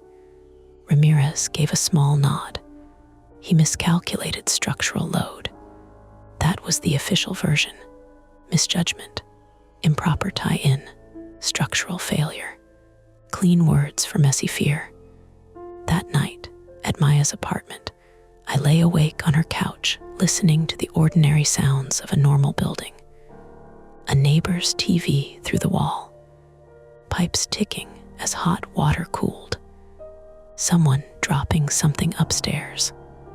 Each sound landed differently now, not as background, as data. My brain wanted to catalog them, assign cause, eliminate threat. Maya came out of her bedroom at around 2 a.m., barefoot, hair loose. "You're doing it again," she said softly. "Doing what?" "Listening for patterns." I didn't deny it. She sat on the edge of the couch and handed me a glass of water. "You can't control everything by noticing it first," she said. I stared at the ceiling. "I should have said something," I said quietly. "When I smelled it, when I heard things." "About what?" she asked. "Vague sounds, a smell you couldn't place." "Yes," she shook her head. "That's hindsight, not foresight." I wanted to believe her. A week later, I went back one last time before they sealed the cavity. I stood at the top of the exposed stairwell, careful on my crutches. The drywall seams were marked with red tape now. The sawdust had been vacuumed. The water damage cut away. It looked less dramatic, less alive. Stared down at the bottom landing, the place where it had collapsed. It was just wood and screws and poor judgment. But I remembered the footsteps, slow, measured, as if they belonged there. As I turned to leave, something caught my eye near the baseboard by my entryway. A thin, almost invisible line where the paint didn't quite match. I crouched awkwardly, balancing on one crutch, and ran my finger along it. The paint was dry, solid. No hollow sound when I tapped. Probably just patchwork from the cleanup. Probably. I stood there longer than I needed to, listening. The building was quiet, ordinary. But I knew now how much could exist inside a wall without anyone noticing. And that knowledge didn't go away just because the door did. The door is gone. But the knowledge that a door can appear where a wall once stood and exist for months remains. And that's the part that doesn't close. And that's the end of today's chilling tale. If you enjoyed this story and want more nights full of suspense, don't forget to hit that like button, subscribe to Mia Horror Stories, and turn on the bell so you never miss a scare. I've got plenty more stories waiting for you, so stick around and check out the other videos on the channel. Thanks for watching, and now let's move on to the second story. Welcome back to Mia Horror Stories. Tonight's tale, I work the graveyard shift at a call center, and one caller only breathes his best experienced in the dark, which is why the screen will stay black. No distractions, no flashing images, just you, your imagination, and the story. So sit back, relax, and listen all the way to the end, if you dare. The first thing that felt wrong was the hold music. Not the song itself, some tinny, royalty-free piano loop that always sounded like a polite apology, but the way it stuttered. Half a second of silence, then the note again, like someone tapping a key and lifting their finger too early. Our system did that sometimes when the internet hiccuped, but this wasn't the whole floor. It was only one line, only one caller. My headset pressed a warm groove into the top of my ear, the foam already shiny from too many nights. I tapped the little black box on my desk like it might behave if I scolded it physically. The call timer on my monitor kept running, obedient and stupid. 0003 12 0003 13 0003 14. On the waveform meter, the line showed activity that wasn't speech, not music, not silence. A steady, faint rise and fall, breathing, not loud, not dramatic, just present. A human body doing its automatic thing, close to a microphone. Close enough that I could hear the little wet clicks you don't notice unless you're listening for them. I took the call off hold. "Thanks for waiting," I said, reflex more than intention. My voice came out smoother than I felt. "You've reached Horizon Customer Care. This is Noah. How can I help tonight?" No answer. The breathing continued, steady as a metronome. In the background, something else soft, irregular, a tap, fabric brushing a mic. I leaned closer to my screen as if proximity helped. "Hello." I tried again. "Sir or ma'am, I can hear you. If you're having trouble speaking, you can press a key on your phone. Like 1 for yes, 2 for no. Nothing, just breath in, out, in, out. A slight catch every 4th inhale, like a nose half blocked." I glanced at the caller ID field. It was restricted. It was unknown. It was a number with an area code I recognized from too many late-night billing disputes. 206. Seattle. The address field in our CRM populated automatically sometimes when the number matched a customer record. It didn't. The name line stayed blank, the account number blank, the usual little blue hyperlink that said open profile grayed out like it was asleep. I muted myself and exhaled, then unmuted. "Okay," I said softly, as if I might startle them into hanging up. "If you can't talk, that's okay. I just need to know what you're calling about. Billing. Service. Cancellation." No response. The breath didn't change. Whoever they weren't panicking. They weren't crying. They weren't struggling. It sounded almost bored, like someone listening to me while watching something else. I clicked the notes box and typed one line. Caller breathing only, no verbal response. Seattle area code, no account match. Fluorescent lights above my station had a high buzz that my brain usually filtered out. But tonight it sat on top of everything. A thin whining line that made the breathing feel louder by comparison. The air smelled like burnt coffee and carpet cleaner. The cleaning crew had come through at midnight with their machines, leaving the floor damp enough that your shoes whispered when you walked. Across the aisle, a man in a gray hoodie was leaning back in his chair with his feet on a spare CPU tower like it was a footstool. He was on his own call, mouth half open, eyebrows raised in the universal expression of "Can you believe this?" He didn't look over. Everyone was in their own little bubble of light and plastic. The shift always felt like that rows of people lit by monitors, talking into headsets as if praying to machines. Overnight, the call center turned into a kind of aquarium. You could see everyone moving, but sound didn't travel between tanks. My station was near the end of the row, closest to the emergency exit and the vending machines. The vending machines were always half empty by 2 a.m., the neon labels glowing over sad spirals of chips. There was a small sign taped to one, "Please do not shake machine," in bold red letters, like someone had done exactly that and then tried to argue about it.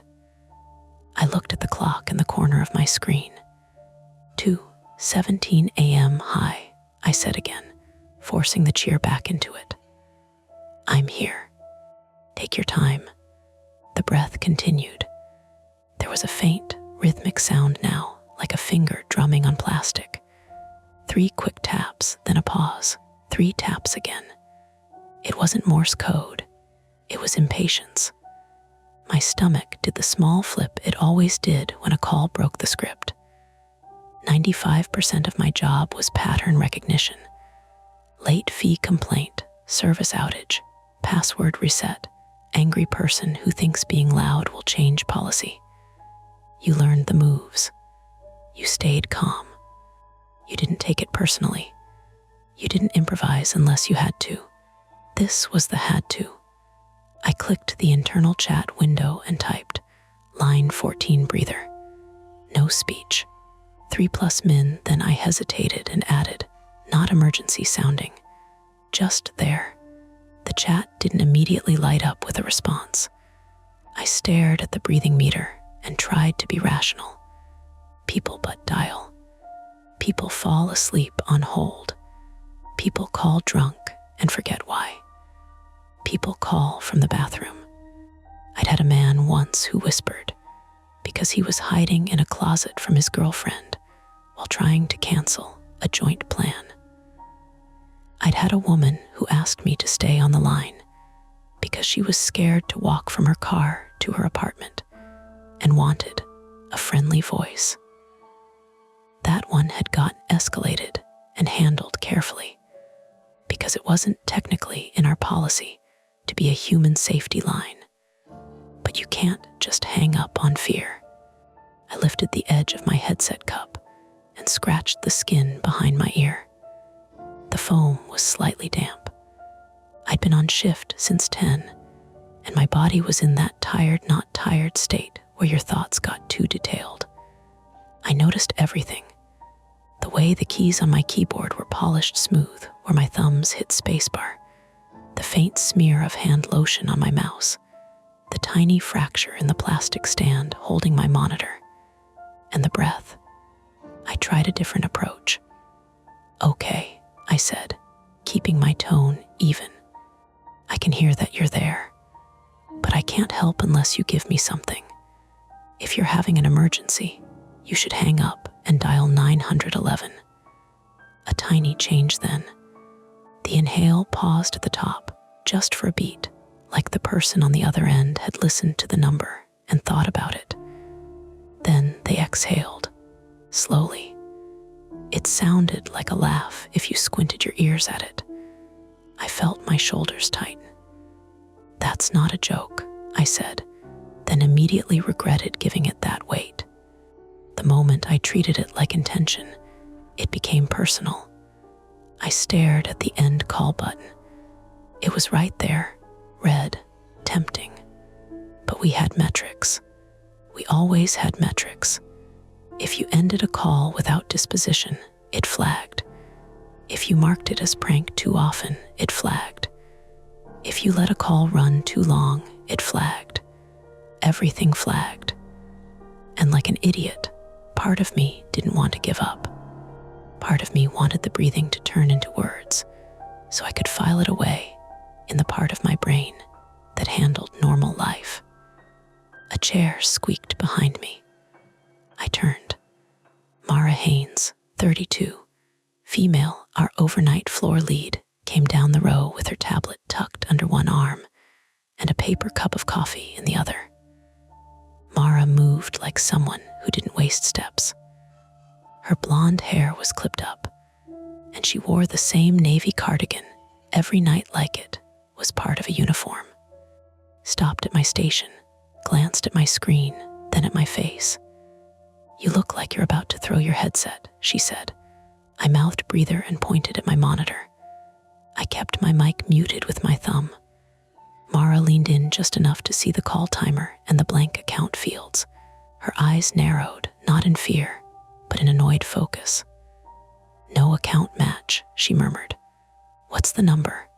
I slid my notepad toward her with the digits I'd scribbled. She frowned at the area code. Seattle, she said quietly. Again, I whispered back, and hated the way the word came out sharper than I meant, like I'd been excluded from a joke. Mara's mouth made a line. She took a sip of coffee and winced like it was too hot even though it had been sitting. We had one like this 2 nights ago, she said. Different rep. Same kind of thing. Breathing, no speech. Stayed on for 12 minutes until it dropped. Did it? I started, then stopped.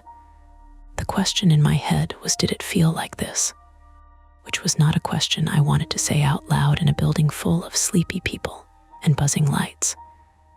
Just dispose it as non-responsive, Mara said. If they don't answer after the script, we can end. I nodded.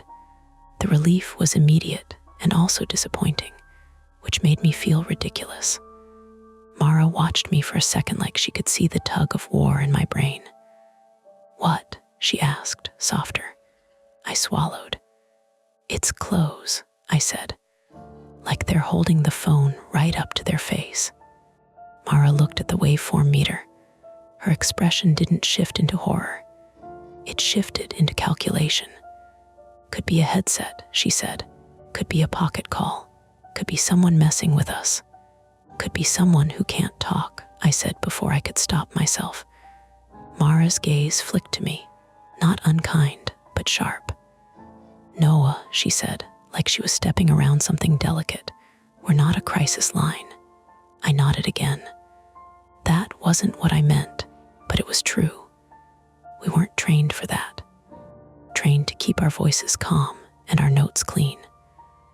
Mara tapped the edge of my desk with one finger. "Do your 3 prompts," she said, "then end.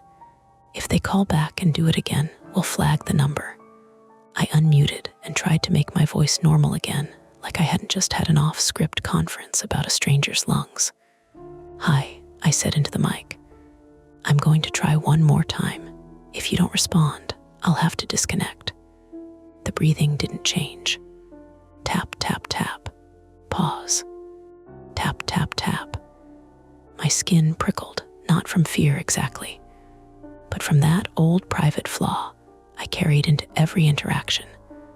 I hated not being able to fix things, even small things, especially small things that made no sense.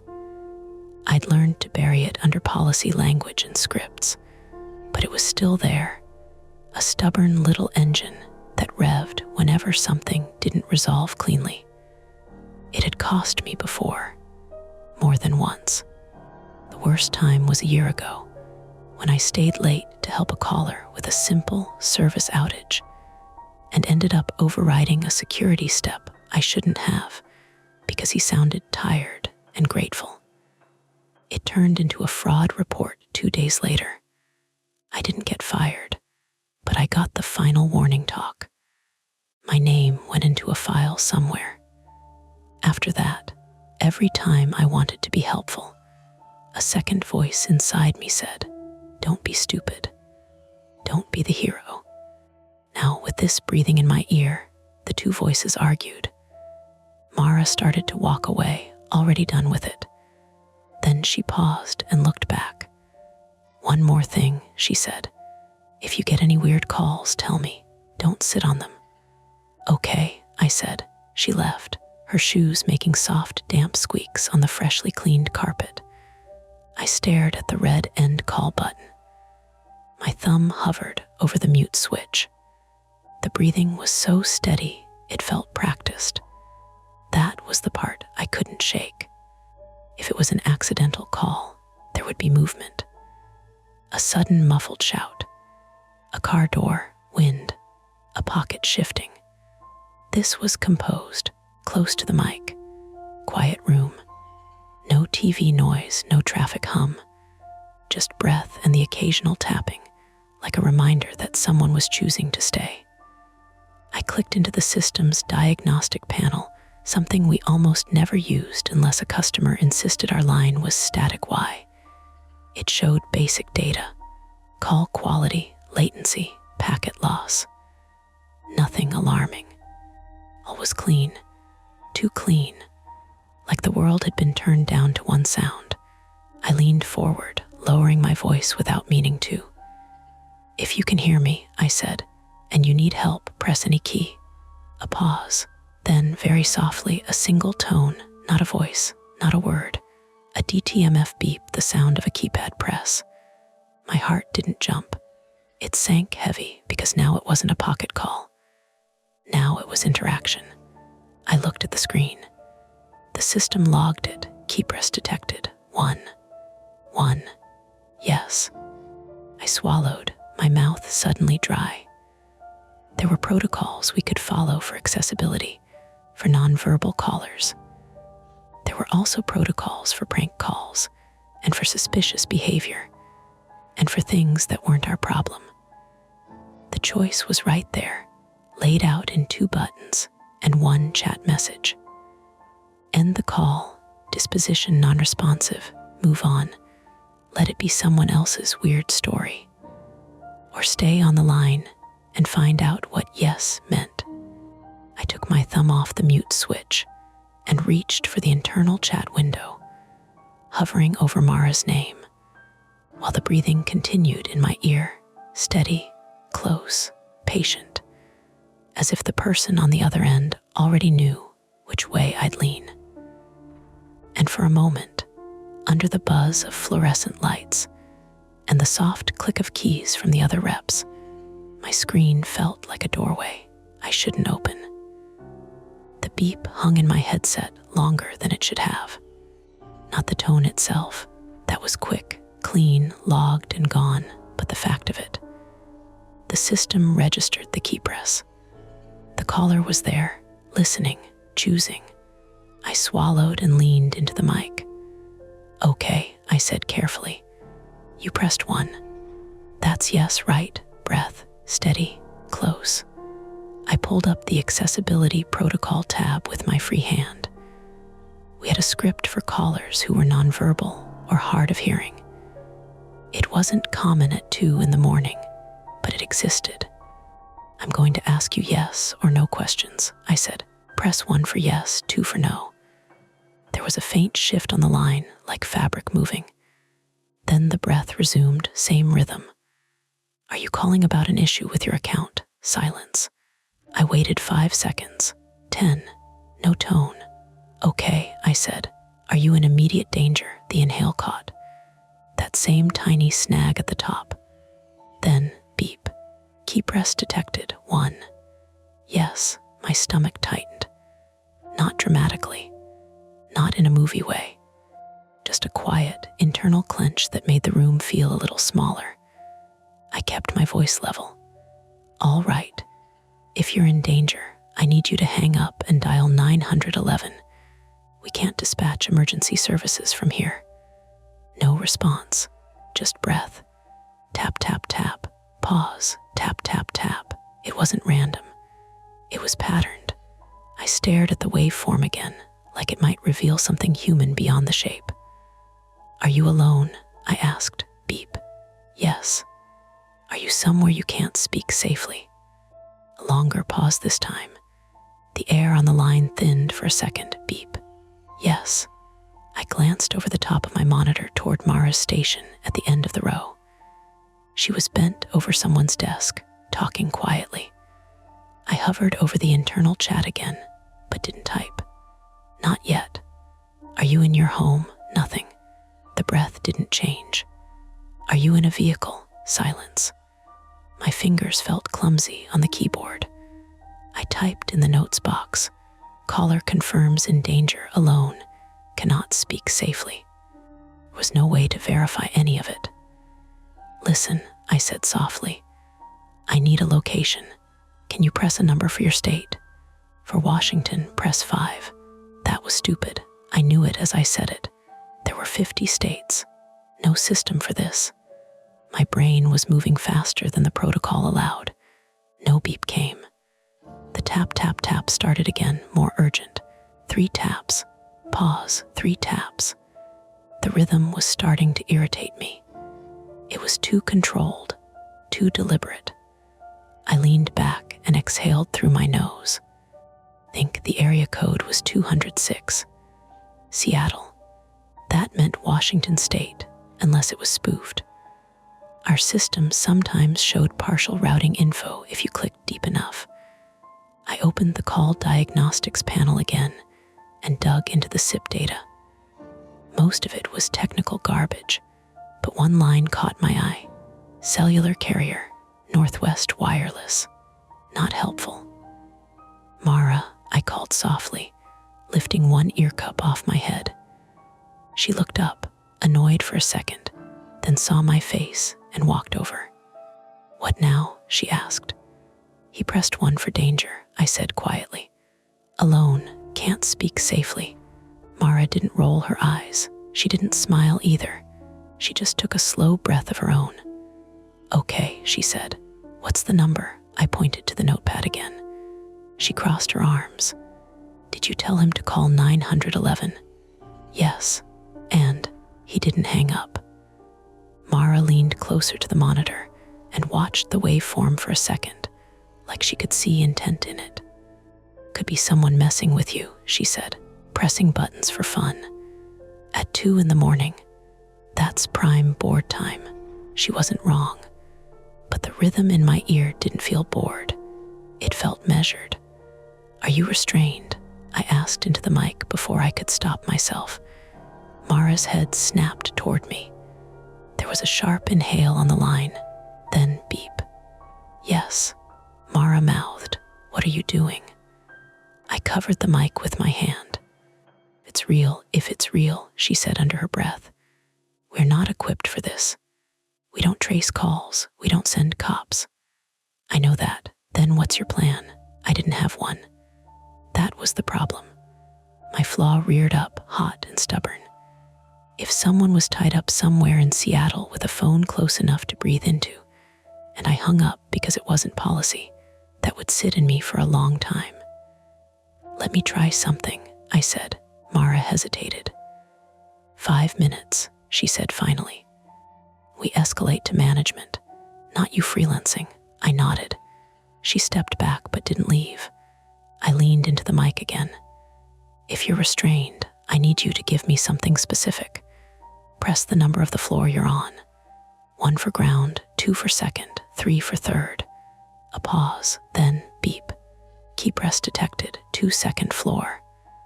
Are you in a residential building? I asked. Beep. Yes. Is the person who put you there in the building? The breathing hitched. Not the little catch, something sharper. Beep. Yes, my mouth went dry. I looked at Mara. She had stopped pretending this was a prank. Her jaw was tight now. Ask if he can see the person, she whispered. Can you see them right now? I asked. No beep. The breath came faster for 2 cycles, then steadied again. No means no key press, I muttered, more to myself than to Mara. Ask if the door is locked, she said. Is the door locked? Beep. Yes. Can you reach a window? Silence, then beep. Yes. Is the window open? Nothing. Tap, tap, tap. I frowned. If the window is open, press 1. If it's closed, press 2. A beat. Then 2 quick tones in succession. Key press detected, 2 closed. Mara exhaled slowly. This is insane, she said. The fluorescent lights buzzed louder. Or maybe I was just noticing them more. Across the room, someone laughed at something a caller said. The normalcy of it grated. I pulled up a new tab and started typing the 206 number into an online reverse lookup site. Our company policy technically forbade using personal devices or outside tools for call investigations. I did it anyway, my fingers moving on autopilot. Nothing came up. Unlisted. Ask for an address, Mara said. How? I shot back. There are thousands of second floors in Seattle. Ask him to press the first digit of his zip code. I nodded, turned back to the mic. Press the first digit of your zip code. A long pause. For a second, I thought he wouldn't. Then, beep. Key press detected, 9. Seattle zip code started with 981. That fit. Second digit, I said, beep 8. Third digit, beep 1.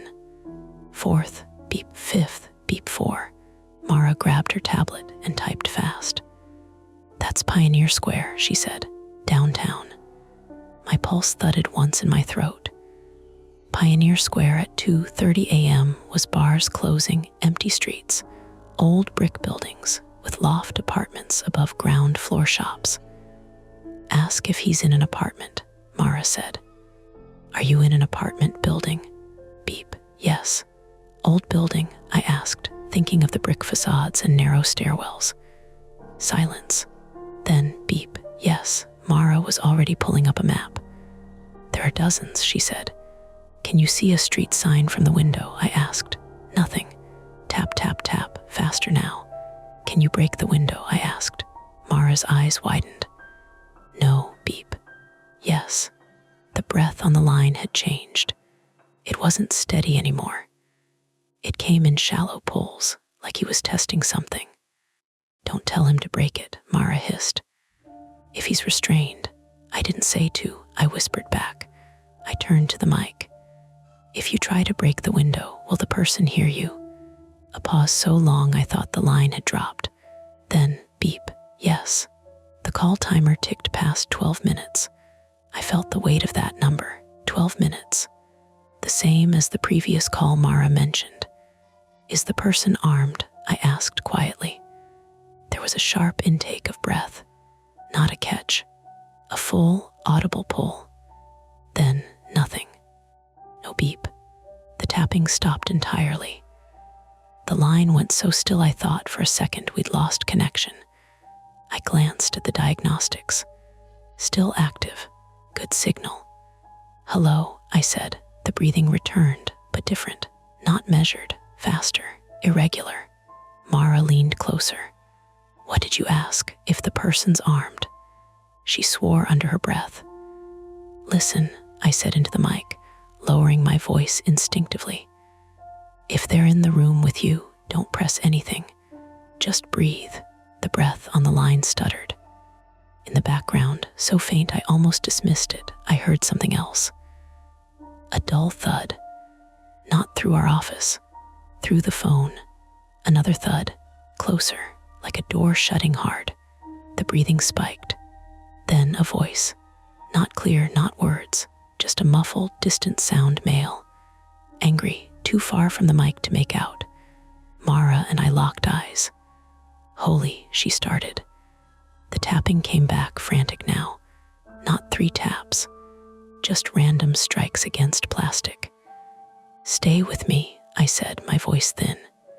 "If he's coming toward you, press 1. Beep. Yes." My heart was pounding so hard I could feel it in my fingertips. I wasn't supposed to be doing this. We were supposed to escalate. We were supposed to hand it off. But escalation meant hold music, supervisor cue, maybe 5 minutes of dead air while someone found the right protocol. 5 minutes felt like a lifetime. "Mara," I said, not looking at her, "call 911. She didn't argue. She grabbed her phone and stepped away, already dialing. "Pioneer Square," she said into her own receiver. "Zip 98,104. Possible hostage situation. Caller nonverbal." I turned my focus back to the breathing in my ear. "Can you hide the phone?" I whispered. "Press 1 if yes." Beep. Yes. There was rustling now. Fabric scraping. A hollow sound like a phone being slid across wood. The breath grew fainter, then louder, then fainter again, like it was moving. Background, the other voice came closer. Louder. I caught one word maybe, where, but it could have been anything. "Don't hang up," I said, a crash. Not a gunshot, not sharp. Something heavy hitting something else. A chair maybe, or a body. The line crackled for a split second, then stabilized. "Sir," I said, "press 1 if you're still there." No beep, just breath. But it wasn't steady anymore. It was ragged, wet. My mind jumped ahead of itself, painting pictures I didn't want. "Mara." I called. She was pacing now, relaying details. "Yes, still on the line," she said into her phone. "We don't have an exact address." A new sound came through my headset. Footsteps. Not in our office. Through the call, slow, measured. Then the breathing stopped, completely. The line didn't disconnect. The timer kept running. But there was no breath. I stared at the waveform. Flat. Then a different breath. Closer to the mic. Slower, heavier. Not the same rhythm as before. I felt the small, awful understanding settle in my chest. Someone else was holding the phone. The mic picked up a faint exhale. Not panicked, not strained, just present. I didn't speak. Neither did the person on the other end. We sat there like that, separated by 2,000 miles of cable and air, connected by a thin thread of signal and one shared awareness.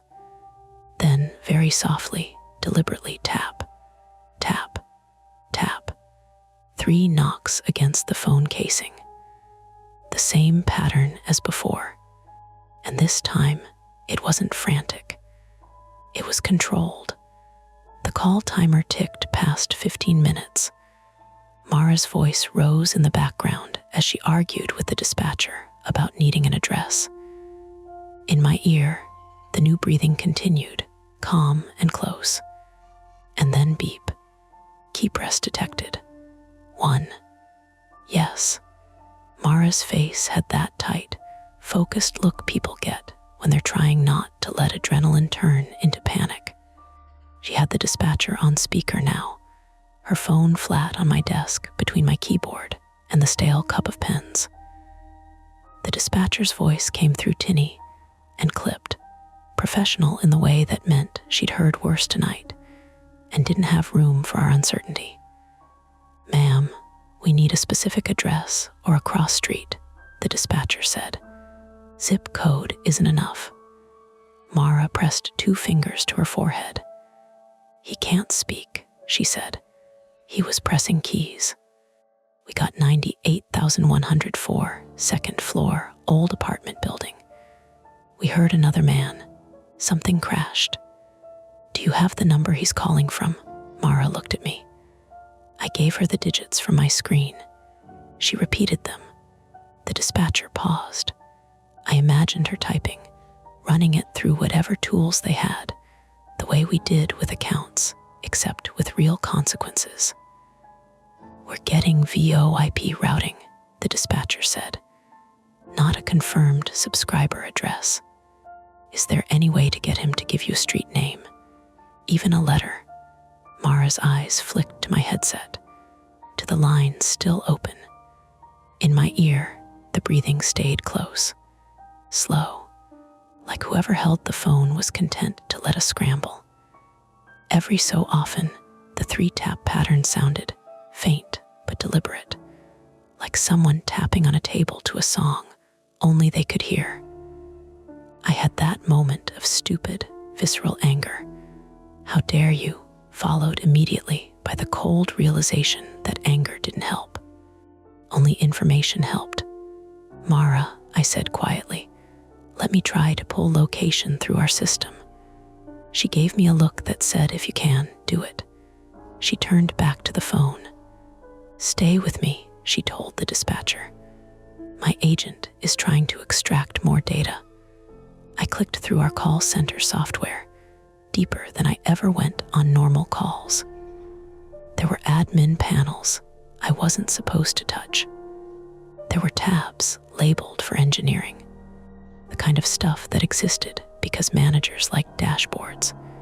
I found call metadata. It showed the carrier again, the latency, a rough route through servers. Nothing like GPS, nothing like an address. But there was a line called ingress trunk. Next to it was a code and a city, C3. Seattle, yes, but that just confirmed what we already knew. A different line caught my eye, emergency callback address, blank. Of course it was blank. The system wasn't designed to be a lifeline. It was designed to be a funnel. First attempt, partial, failure. My fingers were cold on the keys. I realized I'd been holding my breath without noticing. I forced myself to inhale. In my headset, the breathing continued. I couldn't tell if it was the original caller injured, alive, or the other man. The rhythm was all I had to compare, and I didn't trust myself anymore. In a quiet room, you start hearing meaning in everything. I leaned in. "Listen," I said into the mic, voice low. "If you can still hear me, and you are not the person who restrained him, press 2. No beep, tap, tap, tap, the 3 knocks again. Mara watched my face, then spoke over my shoulder toward the phone. "Dispatcher, we might be dealing with the suspect on the line now." "Understood," the dispatcher said, the tone shifting subtly. "Do not engage. Keep the line open if you can." Mara muted her phone and looked at me. "Do not poke him," she said. You hear me? Don't antagonize. I'm not trying to antagonize, I snapped, then immediately felt the heat rise in my cheeks. I hadn't meant it like that. I was just tired, wired, overwhelmed by how normal the office still looked while my ear held someone's breathing like a secret. Mara's expression softened for half a second. I know, she said, but your voice is the only thing connecting us to whatever is happening. If you push and he hangs up, we lose him, I finished. Exactly. I nodded, swallowing the urge to do something just to feel less helpless. Mara unmuted. Ma'am, what can officers do with a cross street? We can try to get that. The dispatcher replied immediately, ready for that kind of question. If we have cross streets, we can narrow which buildings in that zip are residential, multi-unit, likely second-floor access. Pioneer Square has a lot of mixed use. If you can get any landmark like a nearby bar, a park, a storefront name, that helps. Landmarks. My brain grabbed onto it. Pioneer Square wasn't huge. It had the square itself, the pergola, the brick alleyways, the stadiums farther south, the viaduct area, except the viaduct was gone now, replaced with the tunnel. There were streets like First Ave, Yesler Way, Jackson, Occidental. There were bars with neon signs, galleries, late-night pizza. If the caller could see anything from a window. But earlier he'd answered yes to, can you reach a window? And no to, is it open? He hadn't answered about seeing a sign. Now, with someone else maybe holding the phone, everything was uncertain. Still, we had to try. I spoke softly into the mic, choosing words like they were fragile glass. If you can understand me, I said, press 1. Beep. Yes. Mara's eyes widened. She mouthed, he's responding, or the captor was. Either way, the line stayed open. Okay, I said. Press 2 if you are the person who restrained him. Silence, then beep. 2, my stomach lurched. Mara's hand flew to my shoulder, gripping hard enough that her nails pressed through my shirt. Don't, she whispered. But it was too late. The answer was there, logged, undeniable. On the line, the breathing didn't change at all. No spike, no hitch. Just slow air moving in and out, like the person had all the time in the world. Mara grabbed her phone. Dispatcher, she said, voice tighter. The person on the line just indicated he's the one who restrained the original caller. The dispatcher didn't react with shock.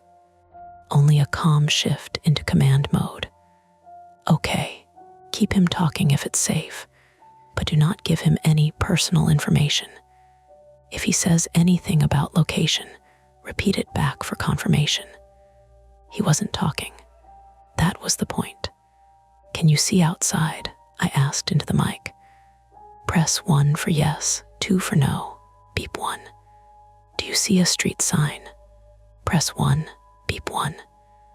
Can you press the first letter of the street using the phone keypad? Like 2 for A, B, C3 for D. EF, my voice sounded absurd even to me. Like I was trying to play a children's game while someone might be bleeding on a floor. Tap, tap, tap. Then the breathing shifted closer, as if the phone was raised higher. A sound came through the line, metallic and buzzing. And for one bright, terrifying second, my brain went straight to power tools, saw something being cut. I flinched so hard my chair rolled back a few inches and bumped the low partition behind me. The buzz continued, then faded. Mara saw my face. What? It sounded like I started, then the same buzz came again, longer, followed by a high chirp. My brain clicked into place. Not a saw, a building door buzzer, an intercom, a visitor buzz system in an old apartment building. It was terrifying for a second because it meant access, entry, movement. But it was explainable. Real. It's a buzzer, I whispered, and Mara's eyes snapped wider. Pioneer Square had those old brick buildings with intercoms at the front door, a metal panel with a speaker that always sounded like a drive-through, the kind of system that buzzed like a wasp when you pressed it. Dispatcher, Mara said quickly. We just heard what sounds like a building entry buzzer or intercom. Copy, the dispatcher said. Any other background noise? Footsteps earlier. A crash. Now the buzzer. Each piece like a breadcrumb in a city full of dark windows. I tried again, voice steadying as my mind latched onto the practical. If you're near the front entry panel, I said, press 1. If you're not, press 2, beep 1. So the phone was near the entry, not the window. That was new. I looked at Mara. He moved, I mouthed. Mara nodded grimly. Second attempt. Get location through landmarks, through the intercom. Partial success. But it meant the captor had mobility and was in control. Can you press the number of your building unit on the intercom? I asked, then realized how stupid that was. The intercom number wouldn't mean anything to us. But the idea sparked something else. Most of those old intercom panels in Seattle had the building address printed above them. Sometimes in raised metal letters, sometimes on a little plaque. If the captor was at the entry panel, he might be staring at the address. Look at the panel, I said carefully. Is the building address visible? Press 1 for yes. Beep 1. My pulse hammered once. Press the first digit of the address. No beep. Tap, tap, tap. The breathing deepened like an exhale through the nose. And then in my ear, a new sound, paper sliding, a sharp crinkle, like someone handling a bag or a wrapper. It was mundane. Too mundane. It made my skin crawl because it suggested ease. Someone doing ordinary things while another person might be bound upstairs. Mara's grip on my shoulder loosened. He's messing with you, she mouthed. Maybe. Or maybe he was simply unbothered. The dispatcher's voice cut in. Ma'am, officers are staging near Pioneer Square. Without an address, response will be delayed. Keep trying. Mara's face twisted with frustration. We're trying. I tried again, more direct. Press the first digit of the address. Just one digit. A pause, then beep 1, my heart jumped. Second digit, beep third, beep 100, fourth. Silence. Tap, tap, tap. My hand shook slightly on the mouse. Come on, I breathed. Not into the mic, but into my own mouth, like I could will digits out of him. Fifth digit, I said. No beep, he stopped. He'd given us just enough to make it feel like a thread, then tightened his fist around it. Mara swore under her breath and turned to the phone. Dispatcher, we have 100, then he stopped. It may be a 100-block address. Copy, the dispatcher said. Ask for the street name again. Mara muted her phone and leaned close to my ear. He's controlling this, she whispered. He's giving you crumbs. If he hangs up, we're done. If he stays, he's choosing to stay. My flaw itched under my skin. The need to make it resolve, to complete the address, to hand the dispatcher something useful and concrete. My brain wanted to sprint, but sprinting made mistakes. And mistakes, in this situation, didn't just get you written up. They got someone hurt. I closed my eyes for half a second and forced myself to slow down. Okay, I said into the mic, voice calmer, almost gentle. You want control, I get it. But if you want me to understand you, we need a system. Press 1 if you're willing to do this step by step. Beep 1. Mara's eyebrows shot up. She mouthed, he likes that. Or he liked being seen, being understood, being handled like a puzzle. Good, I said. We have 100. Now, press the keypad number that corresponds to the first letter of the street. 2 for ABC, 3 for DEF, 4 for GHI, 5 for JKL, tap, tap, tap, then beep. 5 JKL in Pioneer Square, streets that started with J. Jackson. That was a major one. King Street started with K. Yesler started with Y, which would be 9. Occidental started with O6. Is the street Jackson? I asked. Beep 1. Mara inhaled sharply. Jackson Avenue ran along the southern edge of Pioneer Square, near the station. A lot of old buildings, mixed use. A lot of doors with intercoms. Dispatcher, Mara said quickly. We have possible address, 100 block of Jackson. He confirmed Jackson. Copy, the dispatcher replied. We can work with that. Ask if it's East or South Jackson. Seattle uses S. Jackson Street, right? Seattle's grid. Pioneer Square was around S. Jackson Street, not Jackson Avenue. I leaned into the mic. Is it South Jackson Street? Press 1 for yes. Beep 1. My skin prickled. It was coming together. 100 S. Jackson Street. There were specific buildings. There was King Street Station nearby, the Chinatown International District just east, the sidewalks that always felt slick when it rained. We were close. Too close, maybe. The breathing on the line changed again, subtle, like the phone was being lifted away from the mouth. Then back. Tap, tap, tap. Mara's phone, still on speaker, crackled as the dispatcher relayed. Units are moving to South Jackson in the 100 block. Continue to gather building-specific info. Mara nodded at me like keep going, but her eyes were wary now. The closer we got to pinning it down, the more dangerous it felt. If the person on the line realized we were narrowing the net, he might hang up, or he might do something else. I asked, is the building on the north side of the street? Press 1 for yes, 2 for no. Silence. Then a new sound, sharp and close. A click, like a tongue against teeth. My stomach turned. It wasn't supernatural. It was human. Someone making a tiny sound because they knew you were listening. Then, beep, to south side.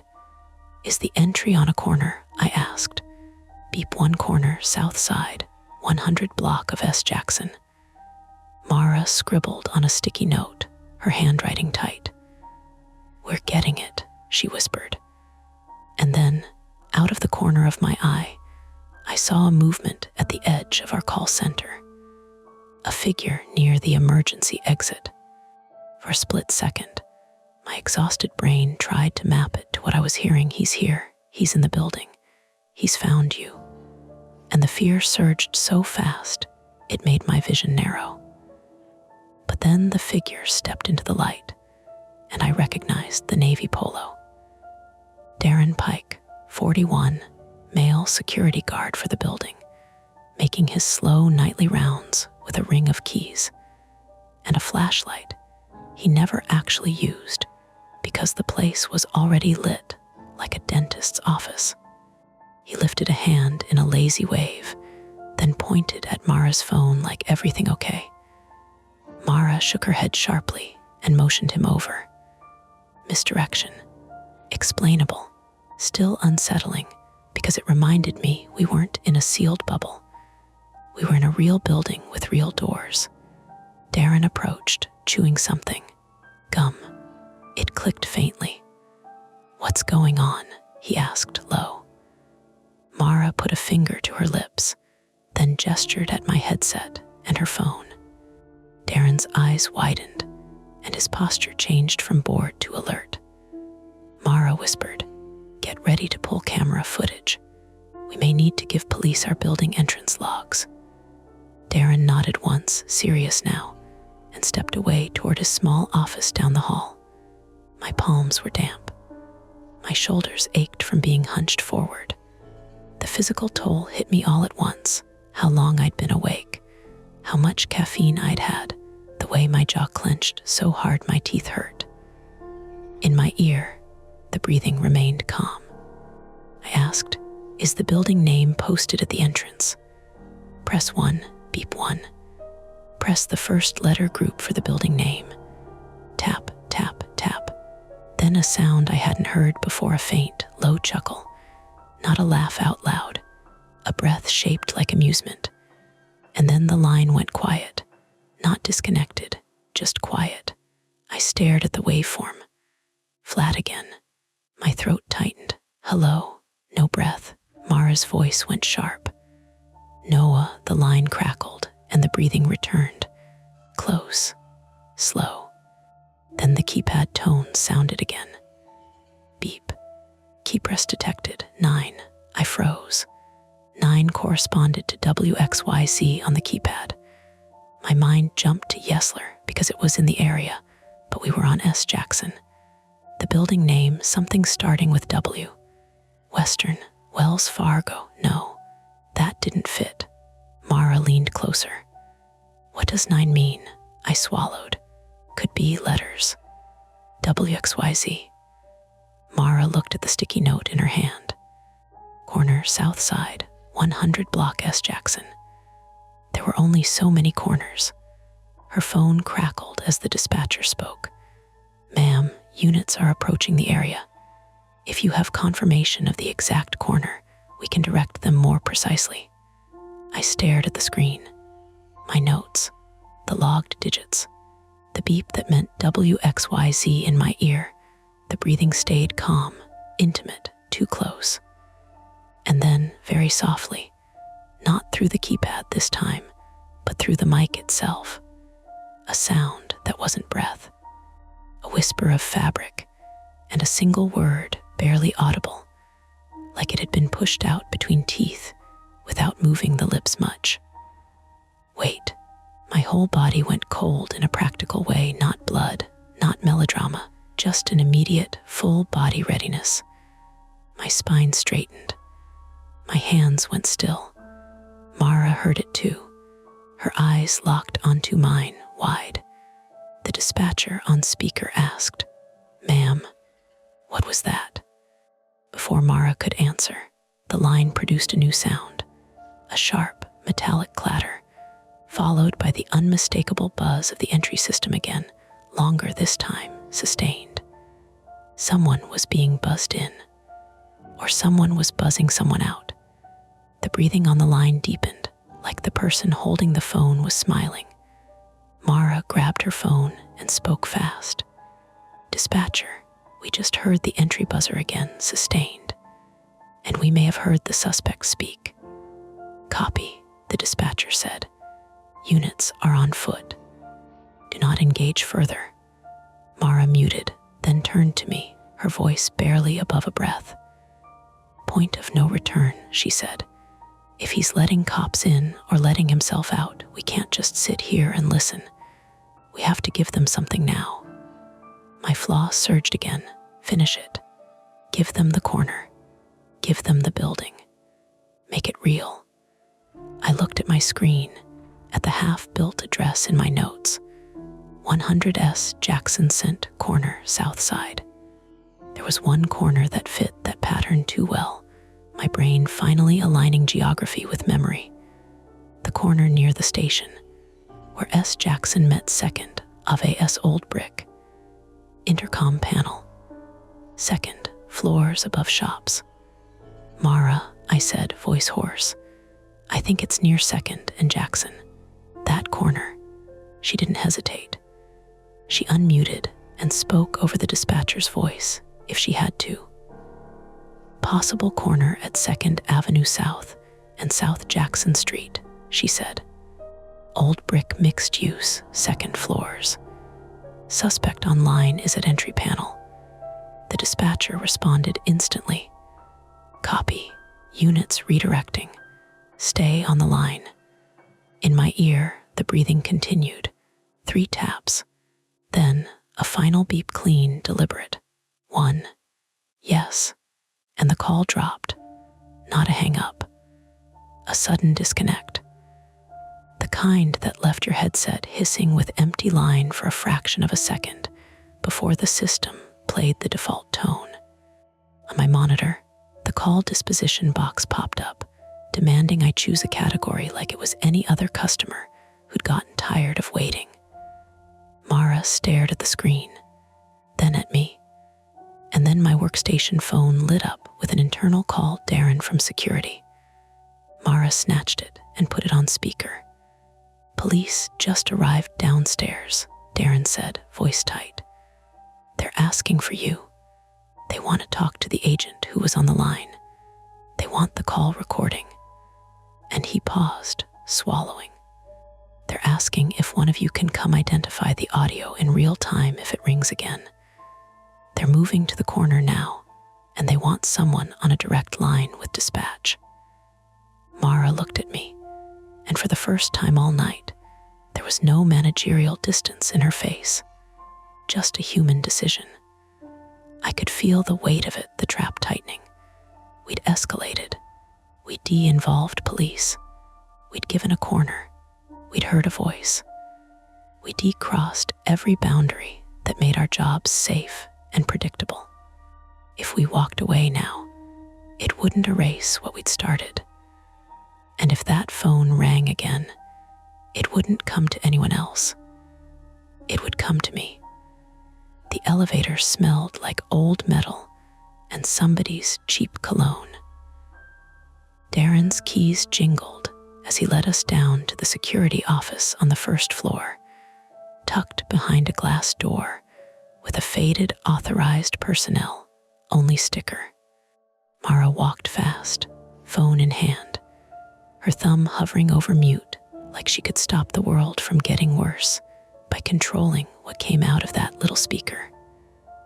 I followed with my headset still on, the cord stretched awkwardly under my jacket because I hadn't thought to take it off. I felt stupid for that, but I also didn't want to break the chain like, if I removed the headset, the line might vanish from my reality, and the whole thing would become not my problem again. The door clicked behind us. The security office was cramped and bright. 2 monitors showing camera feeds, our lobby, our loading dock, the parking lot. A coffee maker that looked like it had never been cleaned. A microwave. The hum of a small fridge. It should have been comforting, normal, but it just made me more aware that I was still in my city, still safe, while somewhere in Seattle, a person had been breathing into a phone like it was the only thing they could do. 2 uniformed officers were already inside. Officer Lena Patel, 29, female, stood by the desk with Darren, her posture straight and calm. She had the kind of face that didn't give away much, but her eyes moved fast. Monitor, Mara's phone, my headset, back to Mara. Officer James O'Connor, 46, male, was closer to the door, hand resting near his belt, his gaze pinned on me like I might bolt. Mara started talking before anyone asked. "We called 911. It's Seattle. Hostage, maybe, nonverbal caller. Suspect may have taken the line. Seattle units are moving to Pioneer Square." Officer Patel held up a hand. "One at a time," she said. Her voice was even, practiced. "Who was on the line?" I raised my hand like a kid. "Me, Noah." "And you're still connected?" I nodded. The call dropped, but I still have the recording in the system, and he might call back. Officer O'Connor glanced at Darren. "Do you have recording capability here? We'll need chain of custody." Darren pointed at a printer like it was a weapon. "We can pull call logs." Camera 2. Mara's phone crackled. She kept the dispatcher on, waiting. "Ma'am, are you still there?" Mara unmuted. "Yes, we're in a security office with local police. We can provide recordings and logged key presses." The suspect confirmed he was at the entry panel near 100 South Jackson, corner, south side, likely near 2nd, Ave S and S Jackson. The dispatcher didn't hesitate. "Copy. Seattle units are at 2nd and Jackson now. They need confirmation. Can your agent identify the entry buzzer sound if they trigger it? My throat tightened. Yes, I said, but it came out more like a cough. Officer Patel looked at me. You are not going to engage him, she said, gentle but firm. You are going to listen, and you're going to relay. Understood, I nodded, even though my brain immediately whispered, that's not how this works. Listening hadn't gotten the address. Improvising had. Mara watched me, reading my face the way she always did when a rep was about to go off script. Noah, she said quietly, don't do the hero thing. That was the point, though. The hero thing wasn't saving someone. It was pretending I could solve it if I just tried hard enough. My workstation login was still open on my laptop.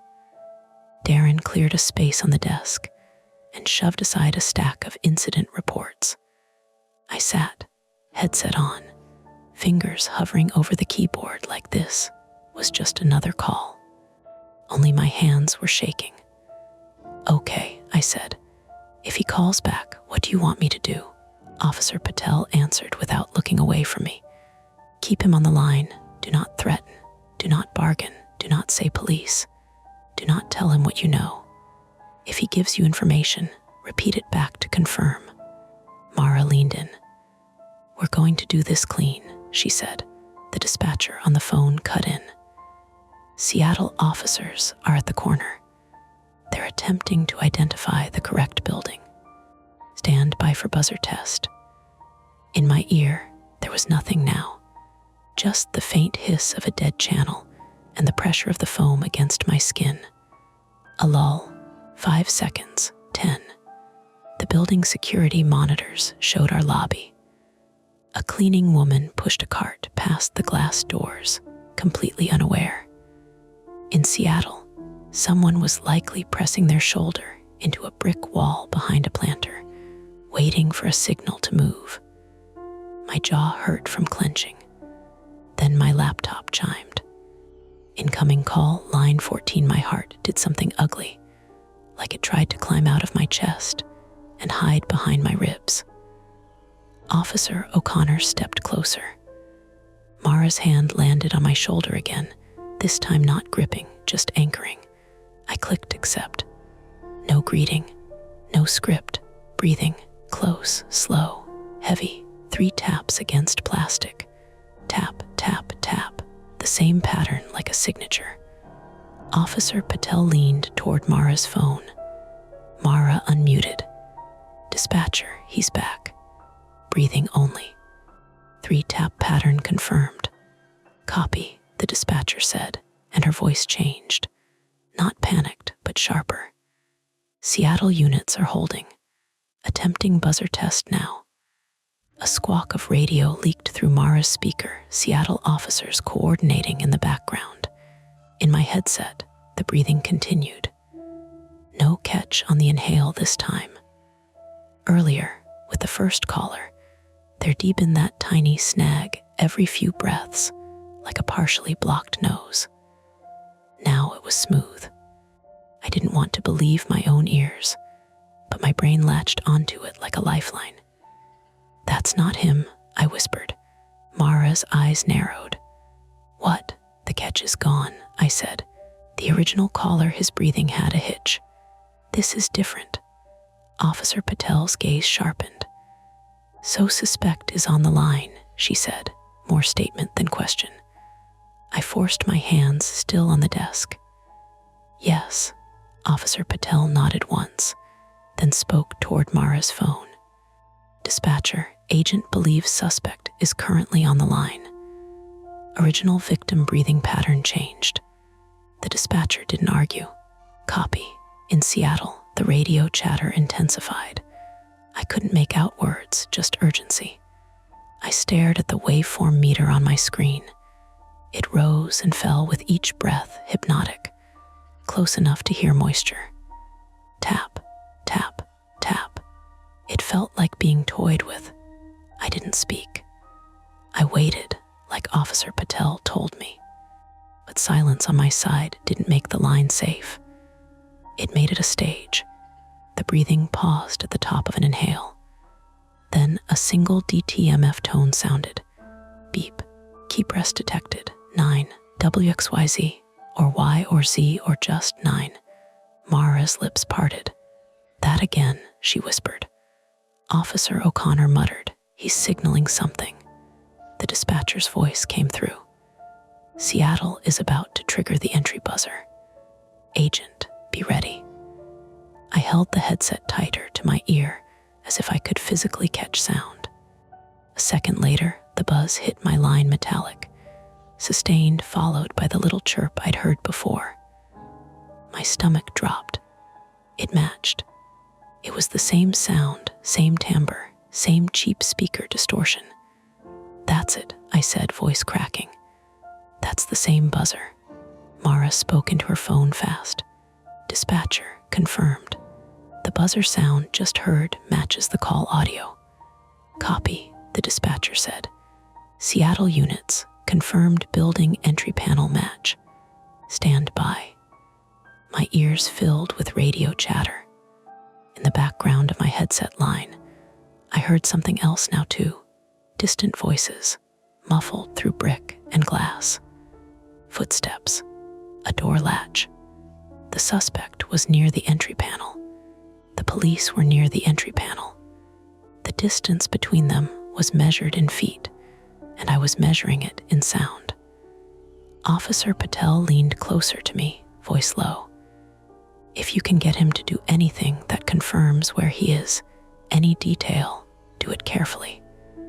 But do not say anything about police. Mara's fingers dug into my shoulder. Noah, she warned softly. I swallowed. My flaw screamed at me to act, to press, to finish it, to make it resolve. But I also heard the other part of me, the part that remembered the fraud incident, the final warning, the way my good intentions had turned into damage. I kept my voice small, neutral, like I was talking to a customer who couldn't hear well. If you can understand me, I said, press 1. A pause, beep 1. Good, I said. Press 1 if the person you restrained is still alive. Mara's nails tightened in my shoulder. Officer Patel's eyes flicked to me controlled disapproval. But she didn't stop me. Not yet. The breathing on the line stayed calm. Beep 1 alive. My stomach turned. Relief and dread tangled together. Alive didn't mean okay. Press 1 if he is still inside the building. Beep 1. Still inside. Seattle units were at the door then, or about to be. If the victim was still inside, this wasn't a lure away from the real scene. Press 1 if he is on the second floor. A longer pause. I could hear faint movement now, like a hand sliding along a metal panel. Beep 1 second floor. The same as before. Mara's phone crackled. The dispatcher spoke fast. Seattle units are preparing to enter. Agent, keep him engaged if possible. Officer Patel held up her hand, palm down, signaling me to slow. Careful, she said. The suspect's breathing shifted closer, and the 3 taps sounded again. Tap, tap, tap. Then, finally, a voice barely there, just air shaped into sound. Listen. It wasn't theatrical. It was almost conversational, like he was standing in a hallway, speaking toward the phone without emotion. My mouth went dry. I didn't respond. Mara's eyes were wide now, fear edged with anger. Officer O'Connor's stance changed, weight forward, ready for anything even though the threat was 2,000 miles away. The voice came again, clearer this time. No cops. I felt my throat tighten around a sound. Officer Patel leaned in sharply, whispering, "Do not respond to that." But my silence was already a response. It told him he'd hit something real. In the background, through Mara's phone, a Seattle officer's voice came over radio tight, controlled. "We have a locked entry.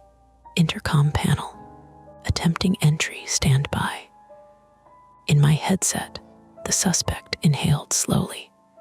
then exhaled right into the mic, close enough to hear spit. And I heard it faint underneath, the muffled sound of something like a thump from above, as if a body shifted on a floor. The victim, a live presence. Officer Patel's jaw tightened. "If you can get the victim to signal without speaking, do it," she murmured. "But don't tip him off." I stared at the waveform again, thought fast. Breath was the only channel. It was the entire premise, the entire trap. "Okay," I said, forcing my voice steady, almost bored. "I'm not here to argue. I just need to understand what you want. Press 1 if you want me to stay on the line. Beep 1. Press 2 if you want me to hang up. Silence. Then 3 taps. Tap, tap, tap. He wanted me there. He wanted the line open. That was a problem and an opportunity. I lowered my voice, made it softer, like I was talking to a customer in a hospital room at night. "If the person upstairs can hear me," I said, "and you're not able to speak, take 2 fast breaths right now." Mara's grip on my shoulder loosened for a second, surprised. Officer Patel nodded once.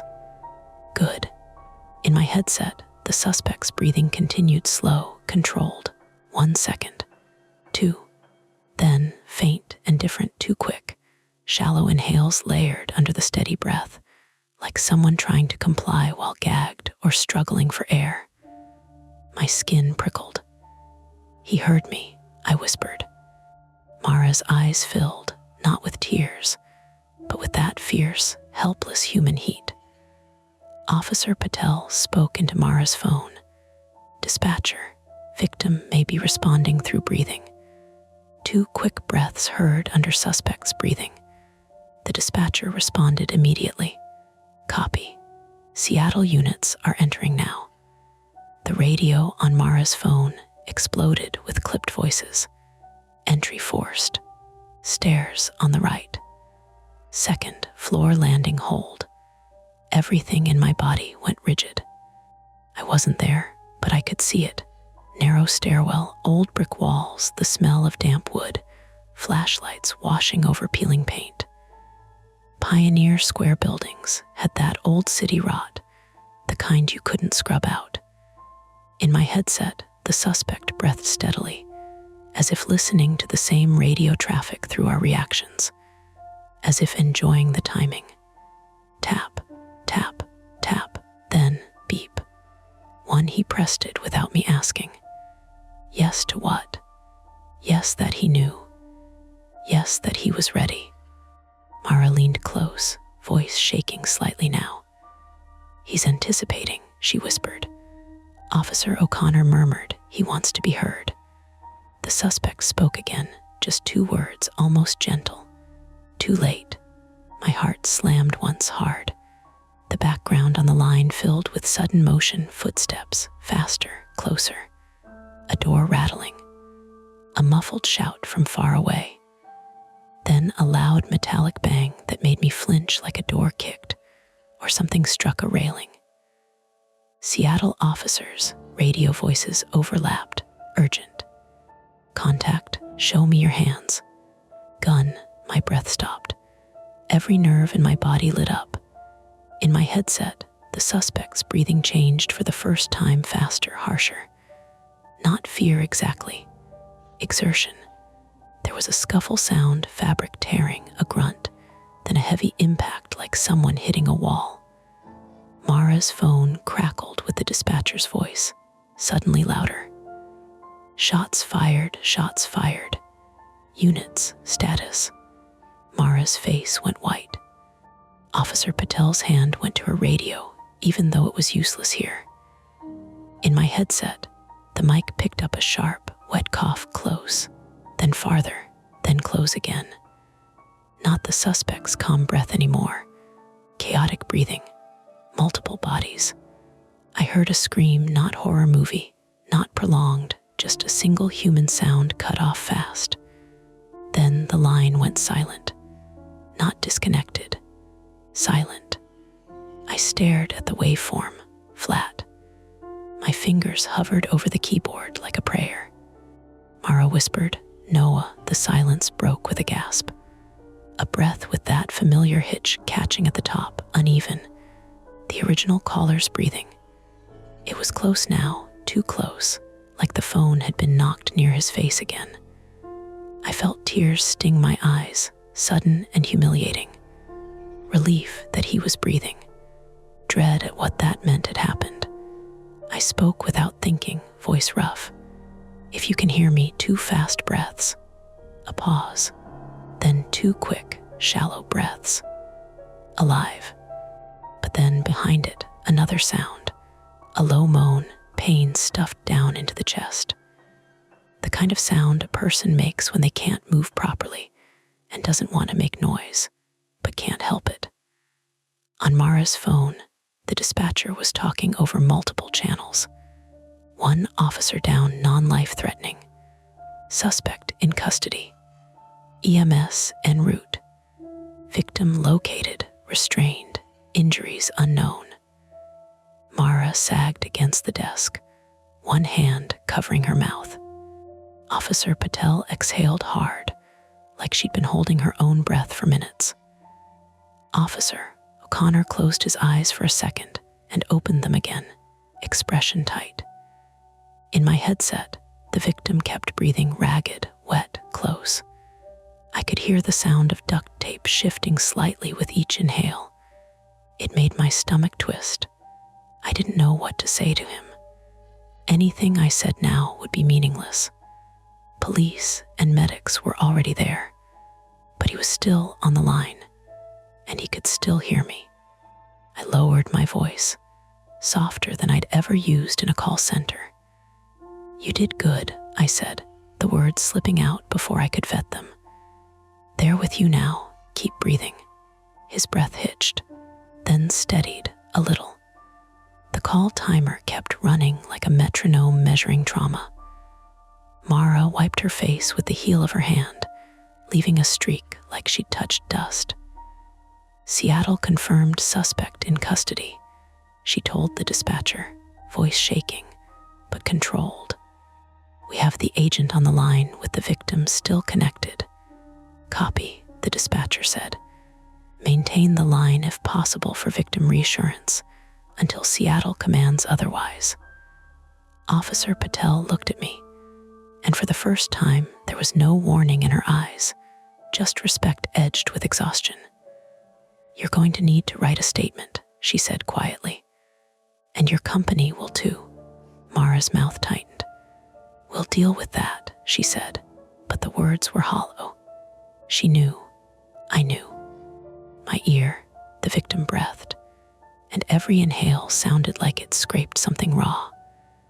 We'd resolved the immediate threat one way or another, but the cost was already in the room with us, sitting on our shoulders like weight. A few minutes later, the dispatcher confirmed EMS had the victim. The line finally disconnected from the other end, not abruptly this time, clean, as if someone had pressed a button with gloved fingers and moved on to the next step in a long night. The hiss of empty line returned. I pulled the headset off slowly. The groove on my ear throbbed, as if my body needed something physical to focus on. Mara stared at my laptop screen with the call disposition box still open, asking me to categorize what just happened in a drop-down menu. "Non-responsive," she read aloud, voice flat, and then she gave a short, broken laugh that sounded like it hurt. Officer O'Connor looked away, jaw working like he was chewing on a thought he didn't want to swallow. Darren stood in the corner, pale, his keys quiet for the first time. And I sat there, hands in my lap, listening to my own breathing. Suddenly too loud, too close, wondering how long it would take before the sound of someone else's breath stopped living in the back of my skull. By the time the sun came up, the call center smelled like lemon disinfectant and burnt toast. The cleaning crew had gone home, Someone in the break room had put bread in the toaster oven and forgotten it, and the little blackened smell clung to the hallway like an accusation. A few fluorescent lights had been turned off, which made the place look almost gentle, shadows pooling in corners where it never got dark during a normal shift. I sat at my station again because I didn't know where else to sit. My headset lay on the desk like a dead thing. The foam still held the shape of my ear. I kept looking at it and then looking away, like if I stared too long, I'd hear something that wasn't there. Mara stood behind me with her arms crossed, her navy cardigan pulled tight around her torso like it could hold her together. She'd been on the phone with corporate security twice, then with a lawyer once, then with HR. Every time she hung up, she made the same face, flat, controlled, a person who couldn't afford to crack while there were still steps to follow. Darren hovered at the edge of our row, talking to the day shift security guard in low tones. Every now and then he glanced at me, then quickly looked away, like he was afraid if we made eye contact, we'd have to talk about what we'd heard. Local officers Patel and O'Connor had taken our statements in the security office. They'd been careful with language, careful with time. Patel had asked me to repeat the exact words I'd heard: the wait, the no cops, the too late. She wrote them down without emphasis, like she was taking inventory of broken things. What did the breathing sound like? She asked. I'd stared at her and realized how absurd it was to describe another person's lungs to a stranger. I tried anyway. I said, close, wet, steady. I said, there was a hitch earlier. I said, the hitch went away. I said, the taps were always 3. I said, it sounded like somebody had time. O'Connor had asked about our policies. Why didn't you disconnect? He'd said, not accusing, just asking. Because I couldn't, I'd almost said. Because it felt like the only thread. Because my job trains me to keep people on the line, to keep them talking, to keep them from leaving before the box is checked. Instead, I'd said, he pressed 1 for danger. I didn't want to hang up on that. O'Connor had nodded like he understood, and like he didn't want to be the one to say, that's not your job. When they left, it got quieter in a way that made the whole night feel less real. Like the police presence had been a kind of scaffolding holding the story upright. And now that scaffolding was gone, and all that was left was us and the hum of the building. Mara pulled a rolling chair up next to mine and sat, finally, as if her knees had just remembered they existed. She rubbed her palms together slowly, like she was warming them. You did a good thing, she said. I stared at my screen. The call disposition window had finally been closed, replaced by an incident report form with too many empty boxes. I hadn't filled it out yet. My hands felt like they belonged to someone else. I don't know, I said. Mara let out a breath that sounded tired more than anything. Noah, she said, you know how many people would have hung up. You know how many would have said prank and moved on. That might have been the right call, I said before I could stop myself. Mara's head turned sharply. Her eyes were bloodshot around the edges. She hadn't cried, not exactly, but her face had that scraped look people get when they've been close to crying for hours and swallowed it. You think policy is the right call? She asked. I flinched. I think. I tried to find the words without sounding ungrateful or defensive. I think I don't know what I did to my brain tonight. I don't know what I did to you, to the job. Mara stared at her hands. I'm floor lead, she said. I'm the one who gave you 5 minutes. I'm the one who told you to keep going. If corporate wants someone, they'll take me first. That's not, It is, she said, cutting me off. Not angry, just factual. And you know what? Fine. Because if I'd told you to hang up and then found out later the guy died, she trailed off and swallowed. I wouldn't have been able to sleep again. There it was, her private fear. Not the fear of getting fired, though that was there, of course, but the fear of being the kind of person who made the safe decision and lived with the consequences. A fear I recognized too well, because it sat right next to my own flaw like they were siblings. A notification popped up on my screen.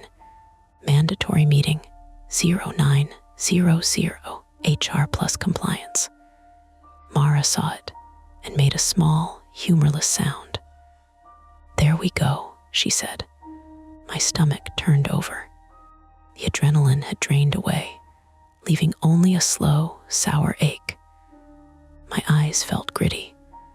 I realized I hadn't eaten since midnight, unless you counted the half a granola bar I'd shoved into my mouth while I was still hearing breathing in my ear.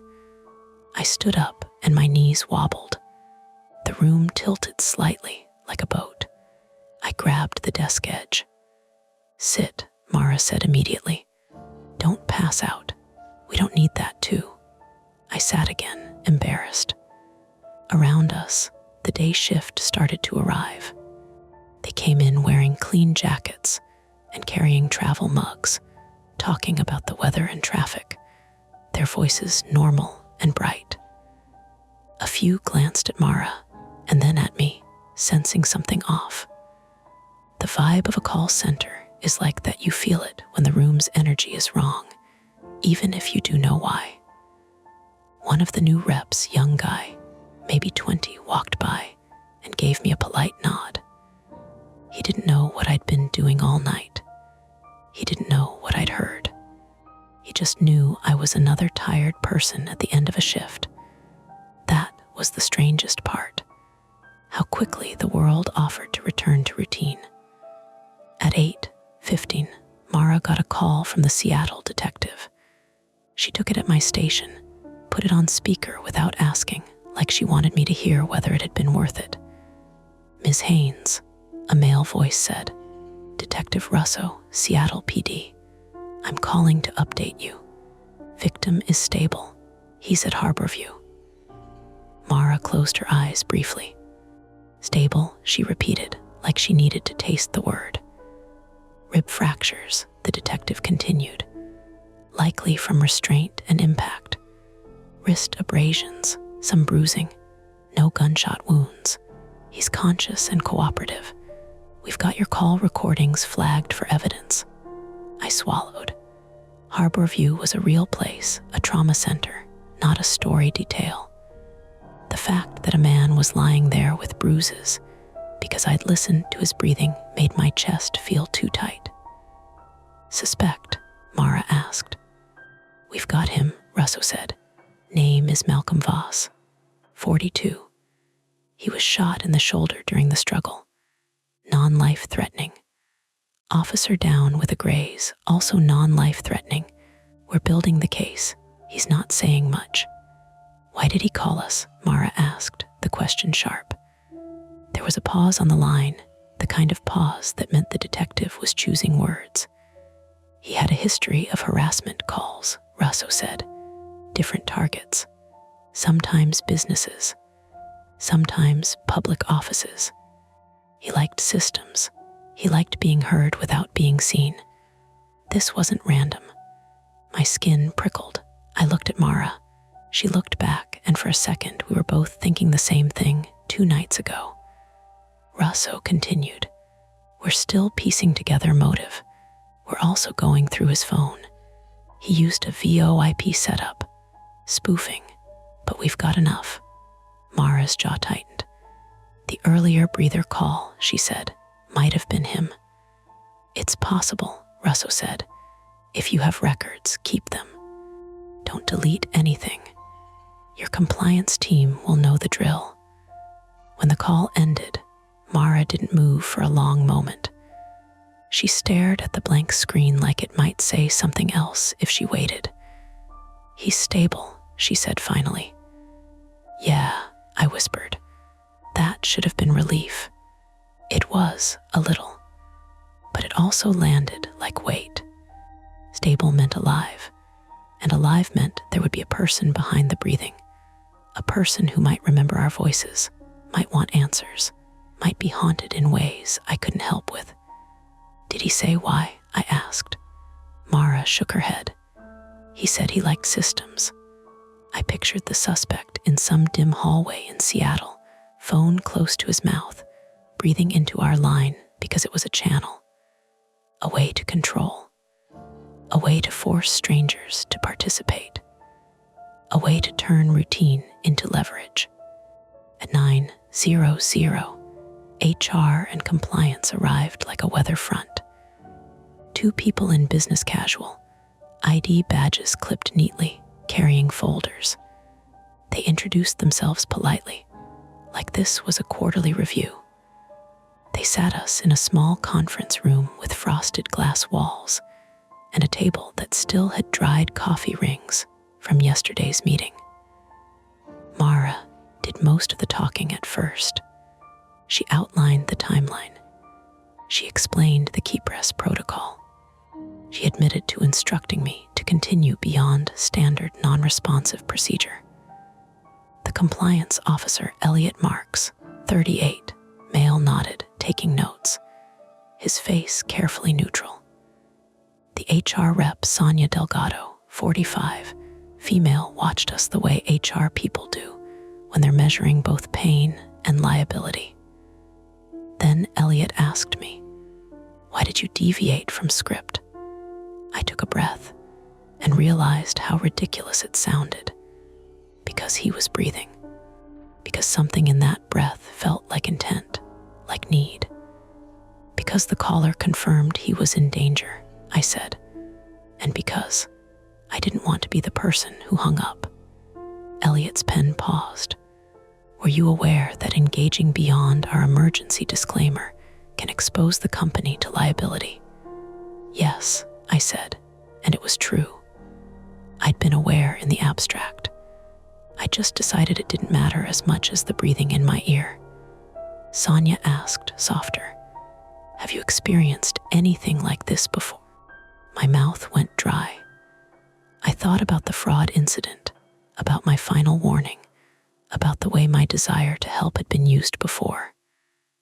I realized that same flaw had been present tonight too, only this time it had pointed me in a direction that saved someone, and that made it harder to know whether to punish it or cherish it. "I've made mistakes trying to help," I said carefully. Mara's gaze flicked to me. She knew what I meant. She didn't say anything. They had us sign a statement. They told us not to discuss the incident publicly. They told us our call recordings would be handed to Seattle PD through proper channels. They told us we might be placed on leave pending review.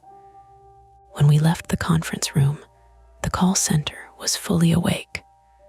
Phones ringing, voices rising and falling, someone laughing at a coworker's joke. The day shift supervisor, bright-eyed, oblivious, walked by and said, "Morning," like it was any morning.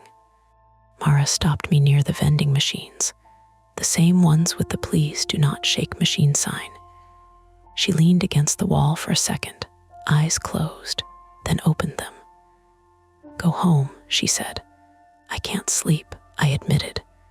"You can lie down," she said. "It's not the same, but it's something." I nodded. At the door, Darren handed me a printout, call logs, timestamps, notes. "For your records," he said quietly, then added, "I'm glad you didn't hang up." I wanted to say something wise, something comforting.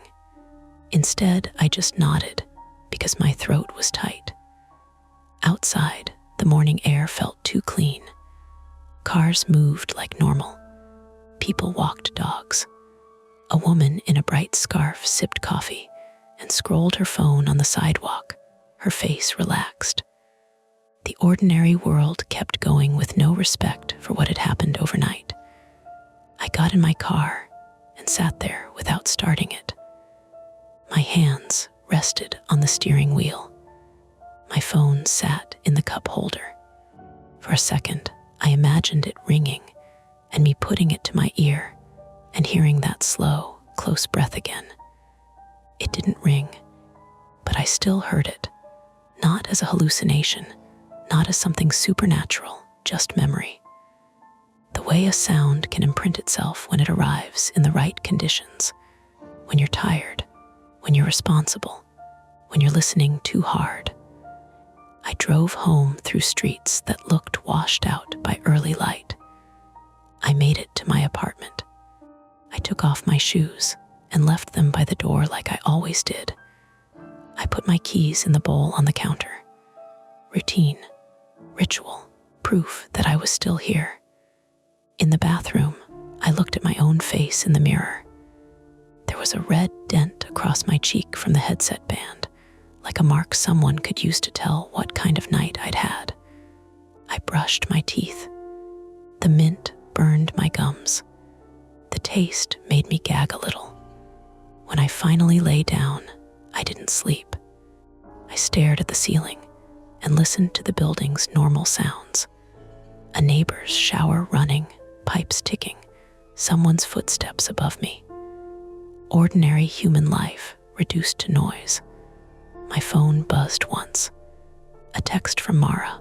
Harborview says he asked if you were still on the line when they got to him. I stared at it for a long time. Then another text. He didn't know your name. He just said, the guy who kept telling me to breathe. I put the phone face down. I pressed my palms into my eyes until I saw bright shapes. It should have been closure, but the subtle thread, thin as a headset wire, stayed taut in the back of my mind. Detective Russo had said Voss liked systems, that this wasn't random, that he'd called other places before, and we'd only heard him breathe, not because he couldn't talk, because he'd chosen not to. I imagined his VoIP setup, his ability to route calls, to hide behind a number, to make strangers listen. I imagined him in a hospital bed now, shoulder bandaged, staring at a ceiling the way I was. Except he'd had control once, and people like that didn't always accept losing it. I rolled onto my side and listened to my own breathing, counting it the way I'd counted someone else's. In, out, just air, just life. But every fourth inhale, my nose caught slightly, and my breath hitched at the top. And I hated myself for noticing. And that's the end of today's chilling tale. If you enjoyed this story and want more nights full of suspense, don't forget to hit that like button, subscribe to Mia Horror Stories, and turn on the bell so you never miss a scare. I've got plenty more stories waiting for you, so stick around and check out the other videos on the channel. Thanks for watching, and until next time, stay safe and don't look behind you.